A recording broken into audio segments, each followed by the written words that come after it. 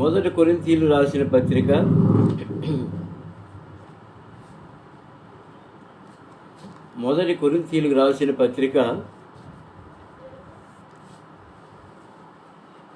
6వ అధ్యాయము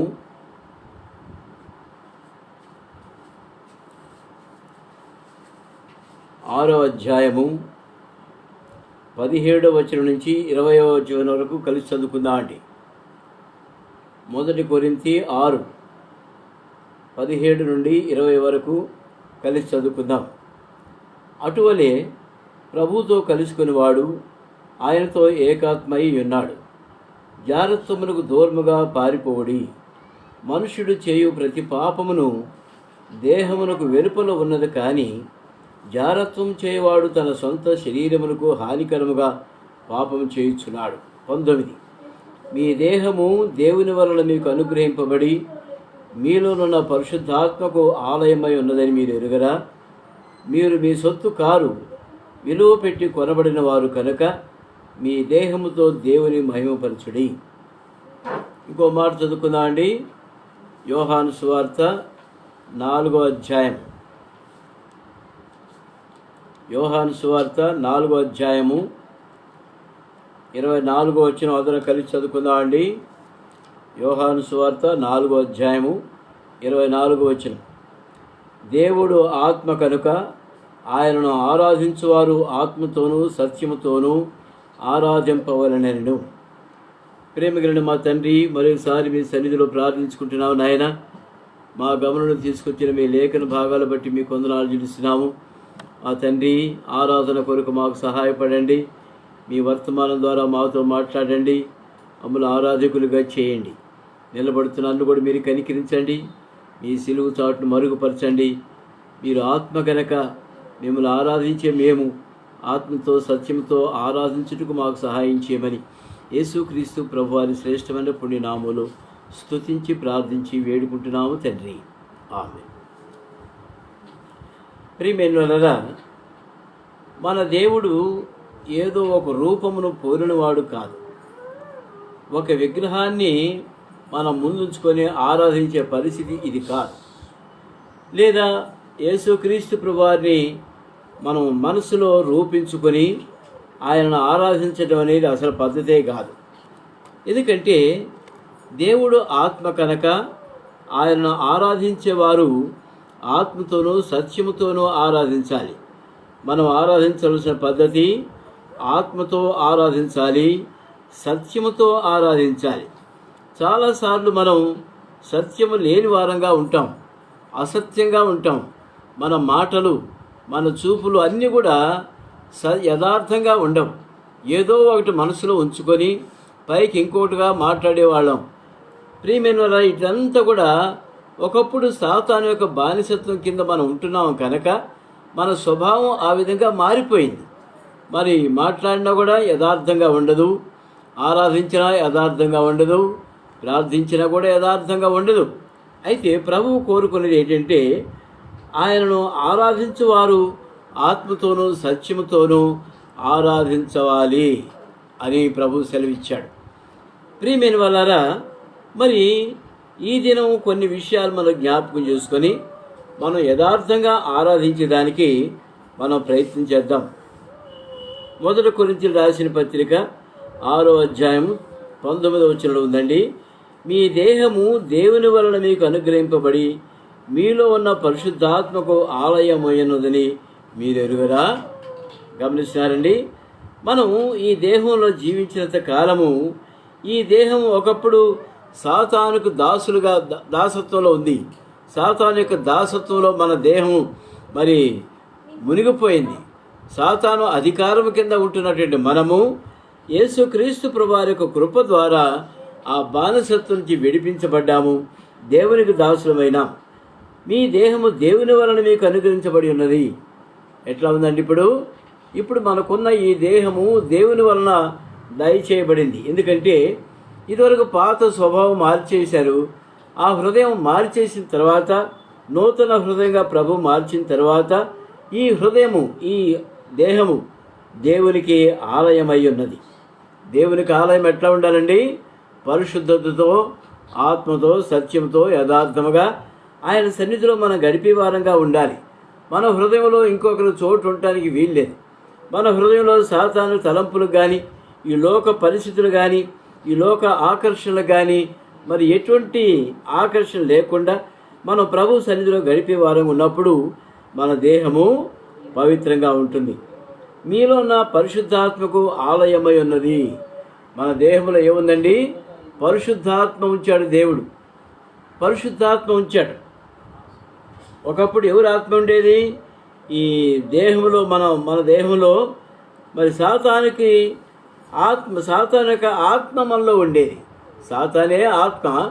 మరి వాడు మనలో నివసించేవాడుగా ఉండి మన దేహంలో వాడు నివాసం చేసినట్టు ఉన్నాడు. అయితే మనం గమనించాల్సింది, ఎప్పుడైతే యేసుక్రీస్తు ప్రభువారి రక్త ప్రోక్ష కింద మనం వచ్చినామో, ఎప్పుడైతే ప్రభు బిడ్డలంగా మార్చబడ్డామో, ఎప్పుడైతే ప్రభు సన్నిధిలో మనం మోకరిస్తున్నామో, ఎప్పుడైతే ప్రభు సన్నిధిలో మోకరించుంటున్నామో, మరి ప్రభు బిడ్డలుగా మనం తీర్మానం చేసుకొని ప్రభు సన్నిధిలో మనం జాగ్రత్తగా ఉండేవారంగా ఉండాలి. మన దేహంలో పరిశుద్ధాత్మ ఉన్నది, అది మనం మర్చిపోతున్నాము. పరిశుద్ధాత్మ చెప్పినట్టు మనం నడుచుకోవాలి. పరిశుద్ధాత్మ మరి నడిపించినట్టుగా మనం నడిచే వారంగా ఉండాలి. టేబుల్ కదుపుతున్నారు, కదపొద్దు. పరిశుద్ధాత్మక ఆలయమై ఉంటుండగా, ఆ ఆలయములో మనం ఉంటుండగా మనం ఆత్మ సంబంధంగా నడుచుకునే వారంగా మనం ఉండాలి. ఇంకో మాట అంటున్నాడండి, మనం ఒకప్పుడు చూస్తే మన పరిస్థితి ఎట్లా ఉంది? మనము పరిశుద్ధాత్మ దేవునికి దూరంగా నివసించాం. మరి యేసు ప్రభు వారికి స్థానం లేకుండా జీవించాం. మనం ఈ లోకంలో మునిగిపోయినటువంటి వారంగా లోక సంబంధమైన క్రియలు చేస్తూ మరి దేవుని విషయంలో చచ్చిన వారంగా ఉంటున్నాం. గమనించండి, ఎఫెసీయులకు రాసిన పత్రిక 2వ అధ్యాయము మొదటి 2 వచనాలు చదువుదామండి. ఎఫెసీ 2వ అధ్యాయము మొదటి 2 వచనాలు. మీ అపరాధముల చేతను పాపముల చేతను మీరు చచ్చిన వారై ఉండగా ఆయన మిమ్మల్ని క్రీస్తుతో కూడా బ్రతికించెను. మన పరిస్థితి ఎట్లా ఉందండి? అపరాధముల చేత పాపముల చేత చచ్చిన వారంగా మనం ఉంటున్నాం. అనగా మన పరిస్థితి ఒక మృతతుల్యుడైనటువంటి మనిషికి ఏ విధంగా ఉన్నాడో ఆ విధంగా మనం ఉంటున్నాం. అటువంటి మరి చచ్చిన పరిస్థితిలో ప్రభువును మనం ఏ పరిస్థితిలో కూడా ఆరాధించలేం. చచ్చిన వాడితో మనం మాట్లాడితే పలుకుతాడా? ఏమండి అని పిలిస్తే పలుకుతాడండి? మరి ఎంత ప్రేమతో మనం కౌగిలించుకున్నా కూడా ఆ శవం మాట్లాడదు. అలాగే మనం కూడా ఒకప్పుడు సాతానుకు బానిసలమై ఉంటున్నప్పుడు మరి యేసుక్రీస్తు ప్రభు వారిని గురించి పలకమంటే మనం పలికే పరిస్థితిలో లేము. మన పరిస్థితి చచ్చిన పరిస్థితిలో ఉంది. అంతేకాకుండా మరణపు వాసన మన పైన కుమ్మరించబడింది. మరణపు వాసన, చచ్చిన వాళ్ళ దగ్గర ఏ వాసన ఉంటుందో తెలుసు కదా మీకు. అటువంటి మరణపు వాసనలో మనం ఉంటూ ప్రభువుకు దూరస్తులు ఉంటున్నాం. 2వ వచనం కూడా చూద్దామండి. మీరు వాటిని చేయొచ్చు వాయుమండల సంబంధమైన అధిపతిని, అనగా అవిధేయులైన వారిని ఇప్పుడు ప్రేరేపించే శక్తికి అధిపతిని అనుసరించు. ఈ ప్రపంచ ధర్మము చొప్పున మునుపు నడుచుకుంటుంది. ఈ ప్రపంచంలో అందరూ ఏ విధంగా ఉన్నారో పాపము తింటూ, పాపాన్ని తాగుతూ, పాపంలో కలిసిపోతూ, పాప భూయిష్ఠులుగా ఉంటున్నప్పుడు మనకు మరి దేవునితో సంబంధం తెగిపోయింది. ఎందుకంటే దేవుడు పరిశుద్ధుడు కనుక మనం కూడా పరిశుద్ధంగా జీవించాలి. పరిశుద్ధంగానే మనం జీవించాలి. ఇంకా ఏం చేస్తున్నాం? వారితో కలిసి మనం అందరం శరీరం యొక్క మనసు యొక్క కోరికలు నెరవేర్చుకొంచు కడమ వారిలో స్వభావసిద్ధముగా దైవోగ్రతకు పాత్రలమై ఉంటున్నాం. మన పరిస్థితి ఎట్లుందండి? దైవోగ్రతకు పాత్రలమై అంటే దేవుని యొక్క ఉగ్రతకు మనం పాత్రలమై ఉంటున్నాం. అది మన పరిస్థితి. దేవుని ఉగ్రతకు పాత్రుడైనవాడు ఎట్టుంటాడు? దేవుని ఉగ్రతకు పాత్రుడైనట్టుంటాడండి. ఏదో ఒక సమయంలో దేవుడు తన ఉగ్రతను కుమ్మరించి మన పైన మరి ఆయన కోపం తీర్చుకునేవాడు ఉంటున్నాడు కనుక ఆయన విషయంలో మరి మనం దైవోగ్రతకు పాత్రగా ఉన్నప్పుడు శిక్షకు పాత్రలు వింటున్నాం. ఇంకో మన పరిస్థితి చూద్దామండి. యోబు అనే గొప్ప దైవభక్తుడు ఒక మాట మాట్లాడుతున్నాడు. యోబు గ్రంథము 25వ అధ్యాయము 4వ వచనం. యోబు గ్రంథము 25వ అధ్యాయము 4వ వచనం. నరుడు దేవుని దృష్టికి నీతిమంతుడు ఎట్లు కాగలడు? స్త్రీకి పుట్టినవాడు ఆయన దృష్టికి ఎట్లు శుద్ధుడు కాగలడు? ఆయన దృష్టికి చంద్రుడు కాంతి గలవాడు కాడు, నక్షత్రములు పవిత్రమైనవి కావు. మరణిత్యముగా పురుగు వంటి మనుషుడు, పురుగు వంటి నరుడు ఆయన దృష్టికి పవిత్రుడు కానేరడు కదా. గమనించండి, మరి ఆయన దృష్టిలో మనం ఎట్లున్నామంటే పురుగు వంటి వారంగా ఉన్నాం, అంతే కదండి. ఎందుకంటే దేవుడు పరిశుద్ధుడు, నీతి లేనటువంటి వాడు. నీతి లేనటువంటి వారం, మరి అపరిశుద్ధులుగా పుట్టినటువంటి వారు. దేవుడైతే నీతిమంతుడుగా ఉన్నాడు, మరి పరిశుద్ధుడు. ఆయన పరిశుద్ధుడు కనుక మనం కూడా పరిశుద్ధంగా ఉంటేనే ఆయన సన్నిధిలో మనం నిలబడగలం. లేకపోతే ఆయన ఉగ్రతకు పాత్రలయ్యే వారం ఉంటాం. 6వ వచనం చూడండి. మరి నిశ్చయముగా పురుగు వంటి మనుషుడు, పురుగు వంటి నరుడు ఆయన దృష్టికి పవిత్రుడు కానేరుడు కదా. పురుగు వంటి మనం పురుగు అంటే మరి ఒక్కోసారి దోమ కుట్టినప్పుడు ఏం చేస్తాము? చేతితో కొట్టి చంపేస్తాం, వెంటనే చచ్చిపోతుంది. మనం కూడా దేవుని ఉగ్రతకు పాత్రగా ఉన్నటువంటి మనము ఒక పురుగును చంపినట్టు దేవుడు మనల్ని చంపగలడు. ఎప్పుడో చావాల్సినటువంటి వారం, ఆయన చేతిలో ఎప్పుడో మరణించవలసిన వారం. ఆయన మహా కనికరము చేత మనల్ని ప్రేమిస్తున్నాడు కనుక మనం ఈనాటి వరకు సజీవులుగా ఉన్నాం. గత సంవత్సరం అంతా కాపాడాడు. ఈ సంవత్సరం కూడా సజీవుల లిస్టులో మన నుంచి, మరి సజీవులుగా మన నుంచి ఆయన ఆరాధించే ప్రజల్లో మనం ఉంచినాడు. ఇది కేవలము ఆయన ఒక కృప అని మనం ఎరగాలి. ఇంకా మన పరిస్థితిలో చూద్దామండి. రోమీలకు రాసిన పత్రిక 5వ అధ్యాయం. రోమీలకు రాసిన పత్రిక 5వ అధ్యాయం. రోమీలకు రాసిన పత్రిక 5వ అధ్యాయము 19వ వచనం చదువుకుందామండి. రోమా 5:19 మన పరిస్థితి ఎట్లుందో చూద్దాం. రోమా 5:19. ఒక మనిషిని అవిధేయత వలన అనేకులు పాపులుగా ఎలాగూ చేయబడిరో అలాగే ఒకరి విధేయత వలన అనేకులు నీతిమంతులుగా చేయబడు. ప్రియమైన మనమంతా కూడా ఒకప్పుడు ఆదాము చేసిన పాపములో ఆజ్ఞ అతిక్రమించి మరి దేవుని యొక్క కోపము రేపినటువంటి వారంగా ఉండి ఆయన శిక్షకు ఆదాము ఏ విధంగా పాత్రుడైనాడో అదేవిధంగా మనం కూడా అటువంటి పరిస్థితిలో ఉంటుండగా యేసుక్రీస్తు ప్రభువారు వచ్చిన తర్వాత ఆయనకు మనం విధేయత చూపించినట్లయితే మనం నీతిమంతులుగా దేవుడు చేస్తాడని మనం గమనించాలి. ప్రియమైనరా, ఒకప్పుడు అవినీతిలో ఉన్నాము, మరి దేవుని నీతికి దూరంగా ఉన్నటువంటి వారము, దేవుని చిత్తము నెరవేర్చే వాళ్ళంగా ఉండకుండా మరి భయంకర పరిస్థితులు ఉండటం మనకు దేవుడు తన సంకల్పం చొప్పున మనల్ని జ్ఞాపకం చేసుకొని నీతిమంతులుగా మనల్ని తీసినాడు. ఇంకో మాట చూసుకుందామండి. ఈ లోక సంబంధమైన మాటలు మనం మాట్లాడుతూ ఉంటాం. 1 యోహాను పత్రిక 4వ అధ్యాయం 15వ వచనం. 1 యోహాను పత్రిక 4వ అధ్యాయం 15వ వచనం మనం గమనించినట్లయితే ఈ లోక సంబంధమైన మాటలతో మనం ఉంటున్నాం. ప్రియమైన వాళ్ళరా, ఈ లోక సంబంధమైన మాటలు మనం మాట్లాడటానికి దేవుడు ఇష్టపడడు.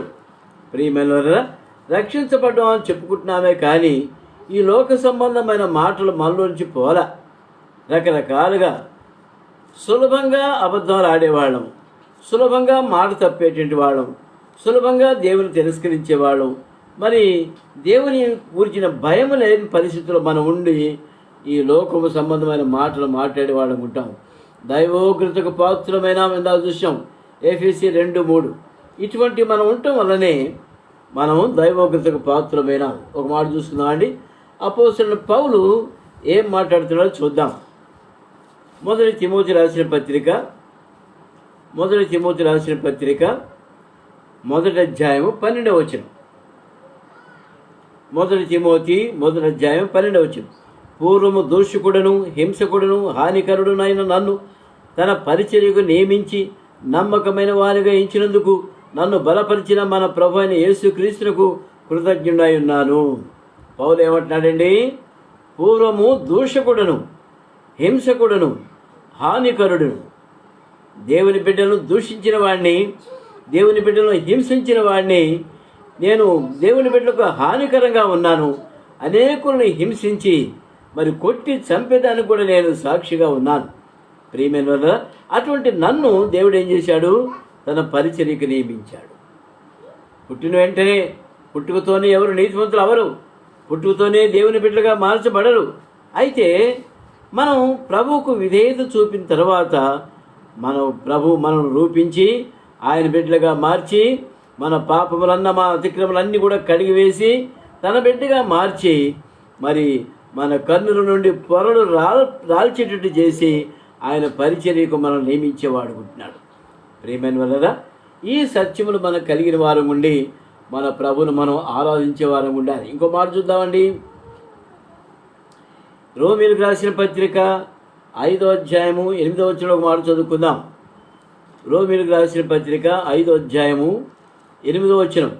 మనం ఇంకనూ పాపులమై ఉండగా అయితే దేవుడు మన ఎడల తన ప్రేమను వెల్లడిపరుచున్నాడు. ఎట్లనగా మనం ఇంకనూ పాపులమై ఉండగా అనే క్రీస్తు మన కొరకు చనిపోయెను. యేసు దేవుని యొక్క ప్రేమ చూడండి. మనం ఇంకా పాపంలో ఉంటుండగానే దేవుడు తన ప్రేమను మన పట్ల వెల్లడిపరిచాడు. మన పాపంలో ఉంటున్నప్పుడు, పాప శిక్షకు మనం గురైనప్పుడు దేవుడు మనల్ని ప్రేమించాడు. అంటే పాపం చేసేవాళ్ళందరినీ దేవుడు ప్రేమిస్తాడని కాదండి. దేవుడు పరిశుద్ధుడు.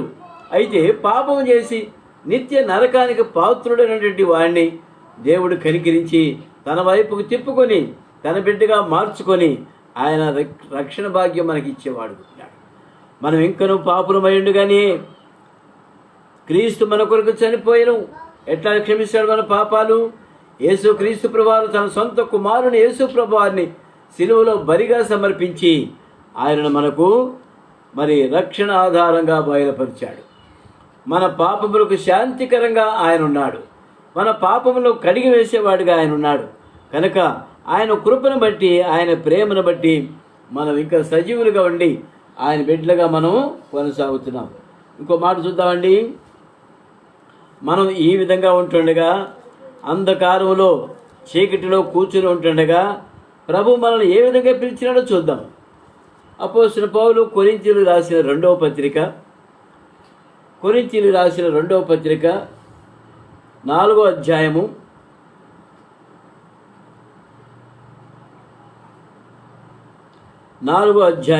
5వ వచనం చదువుకుందామండి. అంధకారములో నుండి వెలుగు ప్రకాశించునుగా కానీ పలికిన దేవుడే తన మహిమను గురించిన జ్ఞానము యేసు క్రీస్తును వెల్లడిపరచుటకు మన హృదయంలో ప్రకాశించెను. ప్రియమైనవారా, అంధకారంలో ఉంటున్నటువంటి మనము, చీకటిలో కూర్చున్న మనము, నిత్య నరకానికి అగ్నికి గురైనటువంటి మనము, ప్రభువు మనల్ని కనికరించి మనపైన తన వెలుగును ప్రకాశింపజేశాడు. ఎప్పుడైతే తన వెలుగు మన మీద ప్రకాశింపజేశాడో మన పట్ల మనతో ఉన్నటువంటి చీకటి పోయింది, వెళ్ళిపోయింది. మన హృదయాల్లో ఉన్నటువంటి చీకటి వెళ్ళిపోయింది. మన కళ్ళల్లో ఉన్నటువంటి చీకటి పటాపంచలైపోయింది. కనుక అంధకారము నుండి వెలుగు ప్రకాశించునుగా కానీ పలికిన దేవుడే తన మహిమను గురించిన జ్ఞానము యేసు క్రీస్తు ప్రభువునందు వెల్లడిపరిచాడు మనకు. కనుకనే మనము ఆయన వైపు తిరిగాము. ఆయన వెలుగును చూచి ఆయన సన్నిధికి వచ్చి ఉంటున్నాము. మన హృదయంలో ప్రకాశించిన కనుక మేము మమ్మల్ని గురించి ప్రకటించుకోవట్లేదు, కానీ క్రీస్తు యేసును గురించిన ఆయన ప్రభువు అని మమ్మల్ని గురించి యేసు నిమిత్తం మేము మీ పరిచారకులను ప్రకటించున్నాం. కనుక ఒకప్పుడు చీకట్లో ఉన్న మనల్ని, మన హృదయంలో చీకటిని తీసివేసి వెలుగు ప్రకాశింపజేసి ఆయన బిడ్డలుగా మనల్ని మార్చినాడు.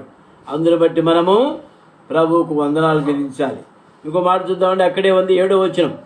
అయినను మా బలాధిక్యము మా మూలమైనది కాక దేవుని యందు ఉండునట్లు మంటి ఘటములలో ఈ ఐశ్వర్యం మాకు కలదు.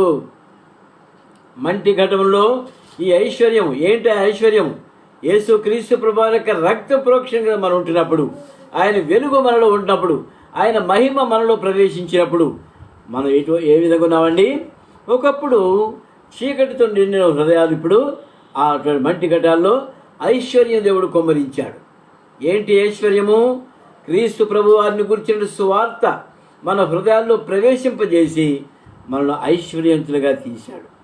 కనుక అందును బట్టి మనం ప్రభువుకు వందనములు చెల్లించవలసిన వారు ఉంటున్నాం. ఇంకో మాట చూద్దామండి. రోమీయులకు రాసిన పత్రిక 8వ అధ్యాయం మాట్లాడద్దు. రోమీయులకు రాసిన పత్రిక 8వ అధ్యాయము 11 వచ్చిన చదువుకుందామండి. రోమా 8:11. రోమా 8:11. మృతుల నుండి యేసును లేపిన వాని ఆత్మ మీలో నివసించిన ఎడల మృతుల నుండి యేసు క్రీస్తుకు లేపినవాడు చావునకు లోనైన మీ శరీరం కూడా మీలో నివసించిన తన ఆత్మ ద్వారా జీవింపచేయు. ఏమండి, యేసు క్రీస్తు ప్రభువారు మృతుల నుండి ఏ విధంగా లేచినాడో ఎవరు లేపారు? దేవుడు లేపాడు. కనుక ఎవరైతే యేసుక్రీస్తు ప్రభువారిని మృతుల నుంచి లేపినాడో అదేవిధంగా పాపంలో మరణించిన మనల్ని కూడా ఆయన సజీవులుగా చేసేదానికి శక్తిమంతుడై ఉంటున్నాడు. ఇంకో మాట చూసి ముగిస్తానండి. రోమీయులకు రాసిన పత్రిక 8వ అధ్యాయము 19వ వచనం చదువుకుందామండి. 19వ వచనం. కనుక హృదయంలో ఐశ్వర్యం కుమ్మరించబడినటువంటి మనము, మరి పునరుద్ధాన శక్తి కలిగినటువంటి మనము, క్రీస్తు ప్రభువులో పాప క్షమాపణ పొందినటువంటి మనము దేవుని బిడ్డలుగా మార్చబడి ఆయన సన్నిధిలో ఆరాధించేదానికి ప్రభు మనకు కృపనిస్తున్నాడు. 19వ వచనం చదువుకుందామండి. రోమా 8:19. దేవుని కుమారుల ప్రత్యక్ష కొరకు సృష్టి మిగుల ఆశతో తేరి చూచుచూ కనిపెట్టుచున్నది. ఏలయనగా సృష్టి నాశనమునకు లోనైన దాస్యముల నుండి విడిపింపబడి దేవుని పిల్లలు పొందబో మహిమ గల స్వాతంత్రం పొందునను నిరీక్షణ గలదై స్వేచ్ఛగా కాక తాను లోపరిచిన వారి మూలముగా వ్యర్థపరచబడెను. ఏమంటున్నాడు? దేవుని పిల్లలు పొందబో మహిమ గల స్వాతంత్రం. అర్థమవుతుందండి? దేవుని బిడ్డగా తీర్చబడిన మనం ఎటువంటి స్వాతంత్రం పొందబోతున్నామంటే మహిమతో కూడిన స్వాతంత్రం పొందబోతున్నాం. మహిమతో కూడిన ఐశ్వర్యం పొందినటువంటి వారు, మహిమతో కూడిన సంతోషము గల వారంగా దేవుడు తీరుస్తాడు. ఇదంతా ఏ విధంగా జరుగుతుంది? యేసు క్రీస్తు ప్రభువారిలో పాప క్షమాపణ కలిగిన వారంగా మనము దేవుని యొక్క ఆశీర్వాదాలకు పాత్రులైన మనం ప్రభు మనల్ని కనికరించి తన బిడ్డలుగా తీర్చి ఆయన ఆరాధించే ప్రజలుగా చేసినాడు. కనుక మన ప్రభువును మనం ఆరాధించాలి. ప్రియమైన వల్లగా మరి ఈ దినం మనం ధ్యానించిన వాక్యం ఒక్కసారి మనం గమనిస్తామండి. మన దేహంలో ఒకప్పుడు పాపములకు శాపములకు గురి అయి ఉంటుండగా ఆయన మహిమగల దేహంగా మనల్ని మార్చినాడు. విలువ బట్టి కొన్నట్టు దేహములుగా మార్చినాడు. ఏంటి ఆ విలువ? యేసుక్రీస్తు ప్రభు యొక్క శిలువ రక్తం ద్వారా ఆయన రక్తము అమూల్యమైన రక్తము కనుక అమూల్యమైన రక్తం చేత మనల్ని కడిగి అమూల్యమైన రక్షణ ఇచ్చాడు కనుక అందును బట్టి మనకు ప్రభువుకు వందనాలు చెల్లించవలసి అనుకుంటున్నాం. రెండవదిగా మనం పాపములో అపరాధములో చచ్చిన వారం అంటున్నప్పుడు యేసుక్రీస్తు ప్రభు యొక్క రక్తం ద్వారా మనం కడగబడి పాప క్షమాపణ పొంది దేవుని బిడ్డలుగా మార్చబడినాం కనుక ఆయనకు వందనాలు చెల్లిస్తున్నాం. ప్రియమైన మనము మరి స్త్రీకి పుట్టిన వాళ్ళు ఎవరు కూడా, యేసు ప్రభు తప్ప స్త్రీకి పుట్టిన వాళ్ళు ఎవరు కూడా మరి ఆయన దృష్టికి నీతిమంతులుగా తీర్చబడరు. అయినప్పటికీ యేసుక్రీస్తు ప్రభు వారి రక్తంలో మన పాపములు కడిగి క్షమించి ఆయన మనలను నీతిమంతులుగా తీర్చినాడు కనుక ఆయనకు మనం వందనాలు చెల్లించవలసిన అనుకుంటున్నాం. ఇంకోటి ఏంటంటే, ఒకప్పుడు మనం లోక సంబంధమైన మాటలు మాట్లాడుతూ మరి పర సంబంధమైన ప్రభువును మనం తిరస్కరించి దూరంగా ఉంటున్నాం కనుక ప్రభు మనల్ని కనికరించి లోక సంబంధమైన పరిస్థితులు మార్చివేసి పర సంబంధమైన తలంపులు మాటలు మనకు అనుగ్రహించినాడు కనుక ఆయనకు వందనాలు చెల్లిస్తున్నాను. ఇంకోటి ఏంటంటే, నెక్స్ట్ పాయింట్, ఒకప్పుడు మనం దైవోగ్రతకు పాత్రులమై ఉంటున్నాం. ఇప్పుడైతే ఆ ఉగ్రత మన మీద తొలగించి ఆయన బిడ్డలుగా మార్చాడు. నెక్స్ట్ పాయింట్ ఏంటంటే, పూర్వం మనం దూషకులుగా హింసకులుగా హానికరులుగా మరి దేవుని దూషించినటువంటి వారం, దేవుని సన్నిధిని తిరస్కరించిన వారం, నాకు అవసరం లేదు పో, నేను పండుకోవాలి, నేను నిద్రపోవాలి అని అనేవాళ్ళం. ఇప్పుడేం చేశామండి? ఆయన సన్నిధిని ప్రేమించే బిడ్డలుగా మనం చేశాడు. ప్రియమైన మనం ఇంకనూ పాపులమై ఉంటుండగా యుక్త కాలం ముందు యేసుక్రీస్తు ప్రభువారిని మన కొరకై పంపించి దేవునికి మనకు ఉన్న శత్రుత్వాన్ని తొలగించి ఆయన బిడ్డలుగా మనం మార్చినాడు. మంటి ఘటాలు ఉన్నట్టు మన హృదయాల్లో ఆయన మహదైశ్వర్యం కుమ్మరించినాడు, ఆయన బిడ్డలుగా చేశాడు. అంతేకాకుండా దేవుని కుమారుల యొక్క సన్నిధిలో మనల్ని చేర్చి ఆ ప్రత్యక్షలో మనం కొనసాగేటట్టుగా ప్రభు మనకు మేలు కలుగజేసినాడు కనుక ఈ కొద్ది తలంపులతో మన ప్రభుని మనం ఆరాధిస్తాం. ఒక పల్లవి పాడుకుందామండి.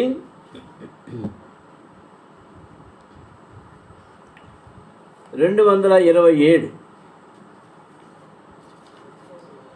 227వ పాటలో పల్లవి మొదటి వచనం పాడుకుందామండి. యేసు నామం మనోహరం ఎంతో అతి మధురం, పరము నందైనా ఇహము నందైనా వేరే నామమే లేదు. పరము నందైనా ఇహము నందైనా వేరే నామమే లేదు. పాత పుస్తకాలు 805. అమూల్య ప్రాణమిచెన్ పాపులను రక్షించుటకై, అమూల్య ప్రాణమిచెన్ పాపులను రక్షించుటకై, దాసుని రూపముంది ఇహమున దిగి వచ్చెను, కీర్తింతును నీ నామం ఘనపరతును నీ నామం, కీర్తింతును నీ నామం ఘనపరతును నీ నామం. ఓ మా ప్రభువారమ్ము ఈవులతో మమ్మునాశీర్వదింప, ఓ మా ప్రభువారమ్ము ఈవులతో మమ్మునాశీర్వదించ. ఆరాధనలో ప్రవేశిస్తామండి. ఈ దినం మరి ప్రార్థన చెప్పినట్టు పేర్లు చెప్పను కానీ, ప్రేరేపించబడిన వారు గంభీరమైన స్వరంతో ప్రభువును ఆరాధించండి.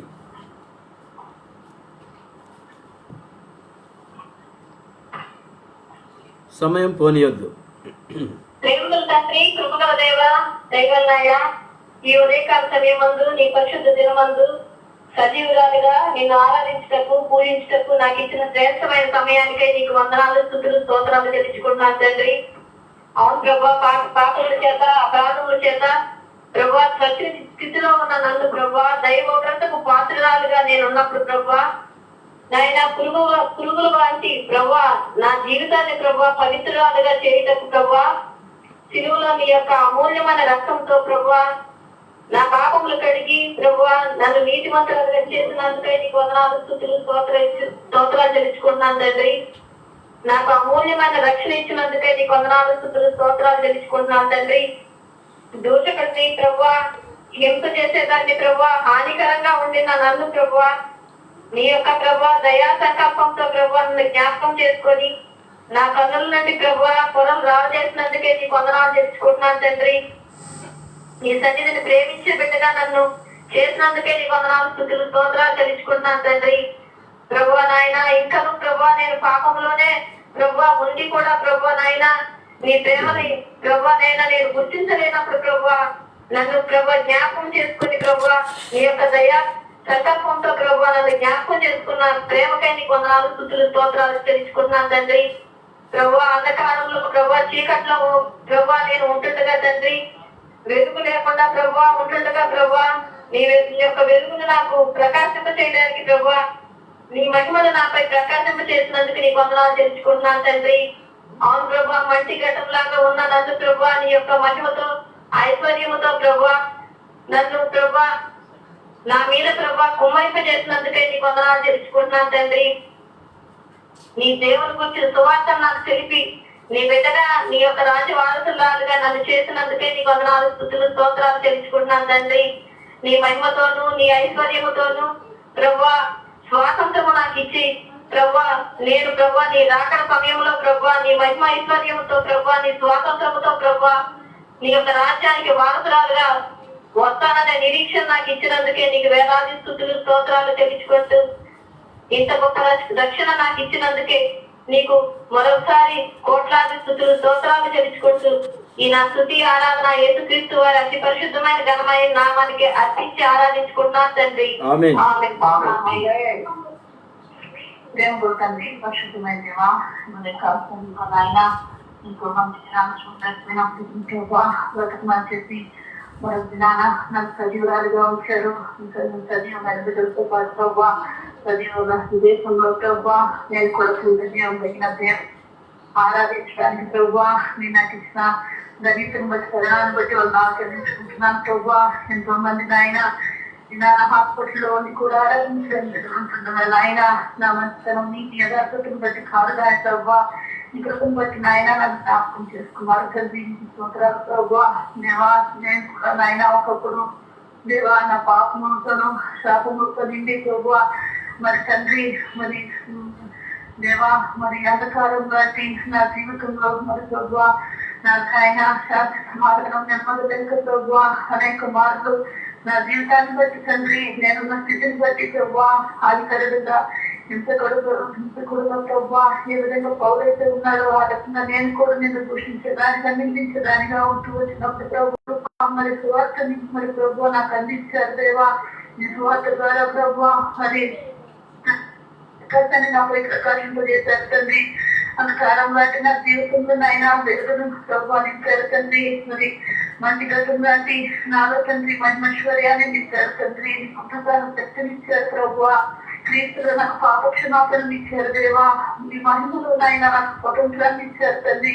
నీ మహిమ ద్వారా నాకు ఐశ్వర్యాన్ని ఇచ్చారు ప్రభు. నాకు నాయన ఆశీర్వాదాలకు నన్ను కూడా పాత్రలుగా చేశారు తండ్రి. ఏ పాటుగానయ్యా ఎందుకు పంచరాలైనా నైనా నన్ను ఇంతగా ప్రేమించారు తండ్రి. నీతో పాటు దినాలు పరలోకరాజ్యంలో ఉంటాననేటువంటి శుభప్రదమైనటువంటి నిరీక్షణ నాకు అనుగ్రహిస్తూ వచ్చారు తండ్రి. లోకానికి పాపానికి నన్ను దూరం చేశారు ప్రభావ. నన్ను పవిత్రాలుగా చేశారు, నీతి మంత్రాలుగా చేశారు తండ్రి. నా కొరకు ఈ లోకానికి వచ్చారు ప్రభావ. అమోఘ్యములు నిర్దోషములు నిష్కలమైనటువంటి దూరతల రక్తం ద్వారా ప్రభావ నన్ను విమోచిస్తూ వచ్చారు తండ్రి. నాయన నీ ప్రేమను బట్టి దేవా, నీవు నాకు చూపించిన కృపను బట్టి ఇచ్చిన రక్షణ పాఠాలను బట్టి దేవానికి వందనాలు చెల్లించుకుంటూ దేవా ఏది ఇచ్చిన దేవుడు నేను తీర్చుకోలేని నచ్చుకుంటూ ఈ స్థుతి ఆరాధన నామంలో నీకే సమర్పిస్తున్నాను తండ్రి.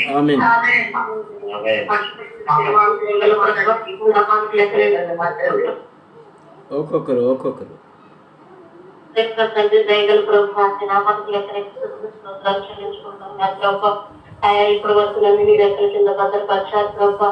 ఆయా నన్ను నీ సజీవుల కింద తండ్రి నిన్ను ఆరాధించడానికి నాకు ఇచ్చిన ఈ సమయానికి నీకు లెక్కలేని స్తోత్రాలు చెల్లించుకుంటున్నాను నా ప్రభు. ఆయా పాపంలో నుండి నా ప్రభు, ఆయా అపరాధముల చేత నేను ఆయా చచ్చిన స్థితిలో ఉన్నప్పుడు నా ప్రభు ఆయా నన్ను లేవనెత్తి ఉన్నారు నా ప్రభు. ఆయా నన్ను పవిత్రాలుగా చేయటకు ఆయా మీరు ఎంతగానో ప్రభు ఆయా నా కోసం ఇచ్చిన సమయానికే మీకు వందనాలు చెల్లించుకుంటాను నా ప్రభు. నేను ప్రభు అజ్ఞాతంలో బ్రతుకుతున్నప్పుడు నా ప్రభు ఆయా నీ విలువైన అమూల్యమైన రక్తంతో నన్ను కడిగి నాకు రక్షణ ఇచ్చారు ప్రభు. అందుకు మీకు లెక్కలేని స్తోత్రములు నా తండ్రి. ఆయా అంధకారంలో నేనున్నప్పుడు నా ప్రభు ఆయా నా కొరకు ప్రభు మీరు చీకటిలో ఉన్న నా కొరకు ప్రభు ఆయా వెలుగులు ప్రకాశింపచేసినందుకే నీకు వందనాలు చెల్లించుకున్నాను నా ప్రభు. ఆయా తండ్రి మరియు మట్టి అయ్యా నేను నన్ను మహిమగా నీ ఐశ్వర్యమును తండ్రి కుమ్మరించి దేవుని కూర్చున్న సువార్తలు నాకు తెలిసినందుకే నీ బిడ్డలుగా నన్ను ఉంచినందుకే నీకు వందనాలు ప్రభు. ఆయన నీ రాజ్యంలో వారసురాలుగా చేసినందుకే నీకు వందనాలు ప్రభు. ఆయా మహిమతో నిండిన ఐశ్వర్యమును స్వాతంత్ర్యమును ఇస్తామనే నిరీక్షణకై నేను ప్రభు నాకు ఇచ్చినందుకై ప్రభు ఆయా నీకు వందనాలు చెల్లించుకుంటూ ఈ ఆరాధన నీకు సమర్పించుకుంటున్నాం తండ్రి.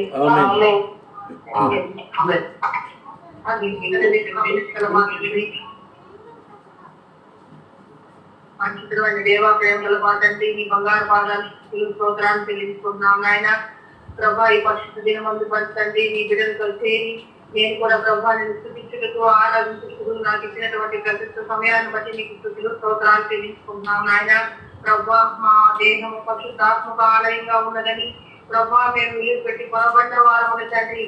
మేము మా దేహంతో నీకు మహిమపరచగల వారమని నీకు చెప్పిన విధానాన్ని బట్టి నీకు స్థుతులు స్తోత్రాలు చెల్లించుకుంటున్నాం నాయన. ఎంత గొప్ప ధన్యతను మాకు ఇచ్చిన దేవా నీకు స్థుతులు స్తోత్రాలు చెల్లించుకుంటున్నాం నా తండ్రి. అంతేకాదు ప్రభా సాకార బంధకాల్లో నేను ఉన్నప్పుడు తండ్రి నన్ను విడిపించి ప్రభా నేను అపరాధముల చేత పాపముల చేత ప్రభా నీకు వ్యతిరేకంగా జీవిస్తున్నప్పుడు నా తండ్రి నా ఎడల నీవు చూసినటువంటి కరుణను బట్టి నా మీద చూసిన మహా ప్రేమను బట్టి నీకు స్తుతులు స్తోత్రాలు తెలుసుకుంటున్నావు నా తండ్రి. అంతేకాదు ప్రభా క్రీస్తునందు నన్ను బ్రతికించిన విధానాన్ని బట్టి నీకు స్తుతులు స్తోత్రాలు తెలుసుకుంటున్నాం ప్రభా ఏసయ్యా. అంతేకాదు నా తండ్రి అవిధేయత వలన నేను పాపం చేసి ఉండగా ప్రభా నీవు చూసిన విధేయత వలన ప్రభా నన్ను నీతి మంత్రాలుగా చేసి నీ బిడ్డగా చేస్తున్న విధానాన్ని బట్టి నీకు స్తుతులు స్తోత్రాలు తెలుసుకుంటున్నాం నా తండ్రి. అంతేకాదు ప్రభా నేను ఇంతవరకు చూసినట్టుగా తండ్రి హింసకుడుగా హానికరుడుగా ఉన్న నన్ను ప్రభా ఈ పరిచర్య నిమిత్తము నన్ను నియమించుకొని ప్రభా నమ్మకమైన వారిగా నన్ను ఎంచి ప్రభా నన్ను బలపరిచిన దేవానికి కృతజ్ఞతలు తెలుసుకుంటున్నాను నా తండ్రి ప్రభా. అంతేకాదు నా తండ్రి ప్రభా యాగం చేసి ప్రభా నన్ను కడిగి నాకు ఇచ్చినటువంటి రక్షణ పాత్రను బట్టి స్తోత్రాలు తెలుసుకుంటున్నాం తండ్రి ప్రభా. అంతేకాదు తండ్రి నన్ను ఐశ్వర్యరాలుగా చేసినందుకే నీకు స్తోత్రాలు తెలుసుకుంటున్నాం ప్రభా. రాష్ట్రంలో ఉన్నప్పుడు నన్ను విడిపించిన ఆయన మహిమగల స్వాతంత్రం పొందినట్లు నేను నిరీక్షణ కలగాలిగా నన్ను చేసినందుకే నీకు స్తోత్రాలు తెలుసుకుంటున్నాం తండ్రి. నా జీవితంలో ప్రభా నేను అడిగినప్పుడు నాకు ఎన్నో మేలు చేసి నన్ను ముందుకు నడిపించిన విధానాన్ని బట్టి నేను నీకు ఏం ఇవ్వలేదు దాన్ని నా తండ్రి. నా ఆత్మతో సత్యంతో నా స్తుతి ఆరాధన నీ పాదాలను సమర్పించుకుంటున్నాను తండ్రి.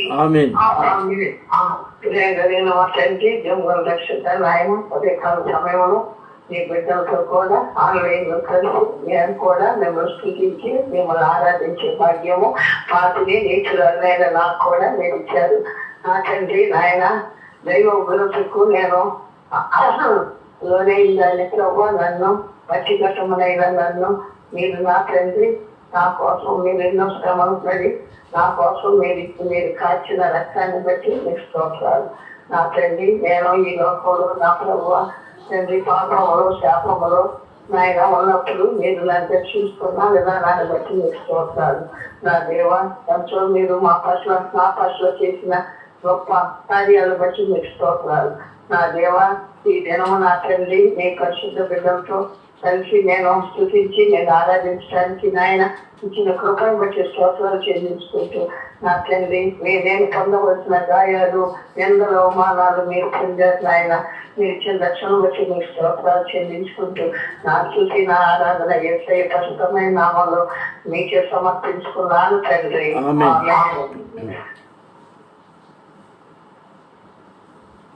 ఆరాధించండి.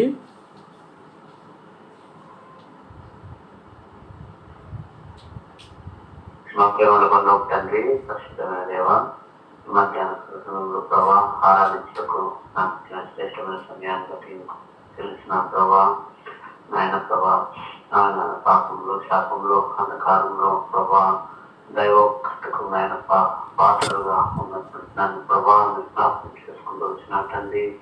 నేనేమి చేయలేదు కానీ ప్రభా మీరేమి రక్తం ద్వారా నా పాప శాపాలను కడిగేసిన ఆయన ప్రభా నా యొక్క శాపాన్ని తీసి ఆశీర్వాదం ఇచ్చిన ఆయన ప్రభా అనేక రాజ్యంలో నన్ను కూడా చేసిన ప్రభా నాయన గొప్ప ప్రభా పౌరుగా ఉన్నప్పుడు ఏ విధంగా ఉన్నారో ప్రభా నేను కూడా ఆ విధంగా ఉన్నప్పుడు నాయన ప్రభా నన్ను కనిపించిన తండ్రి ఆరాధిస్తున్నాను నాయన. ప్రభావ నా జీవితంలో ప్రభావ అనేక మేలు బట్టి పొందడానికి చేస్తూ నాకు స్తుతి ఆరాధన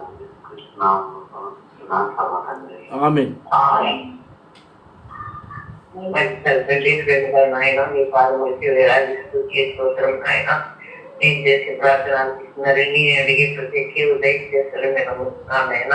కొట్టి వారిని మధ్య వారిని ఇంటికి లేని వారిని గట్టి పుట్టుకంటే హీనమైన స్థితిలో ఉన్న వారిని తండ్రి అయినా లేవనెత్తి నీ యొక్క వాక్యం చదువుకుని నీ యొక్క ప్రార్థన చేసుకునే భాగ్యం మాకు అనుగ్రహించదు. మీకు వేలాది స్తుతి స్తోత్రం నాయన.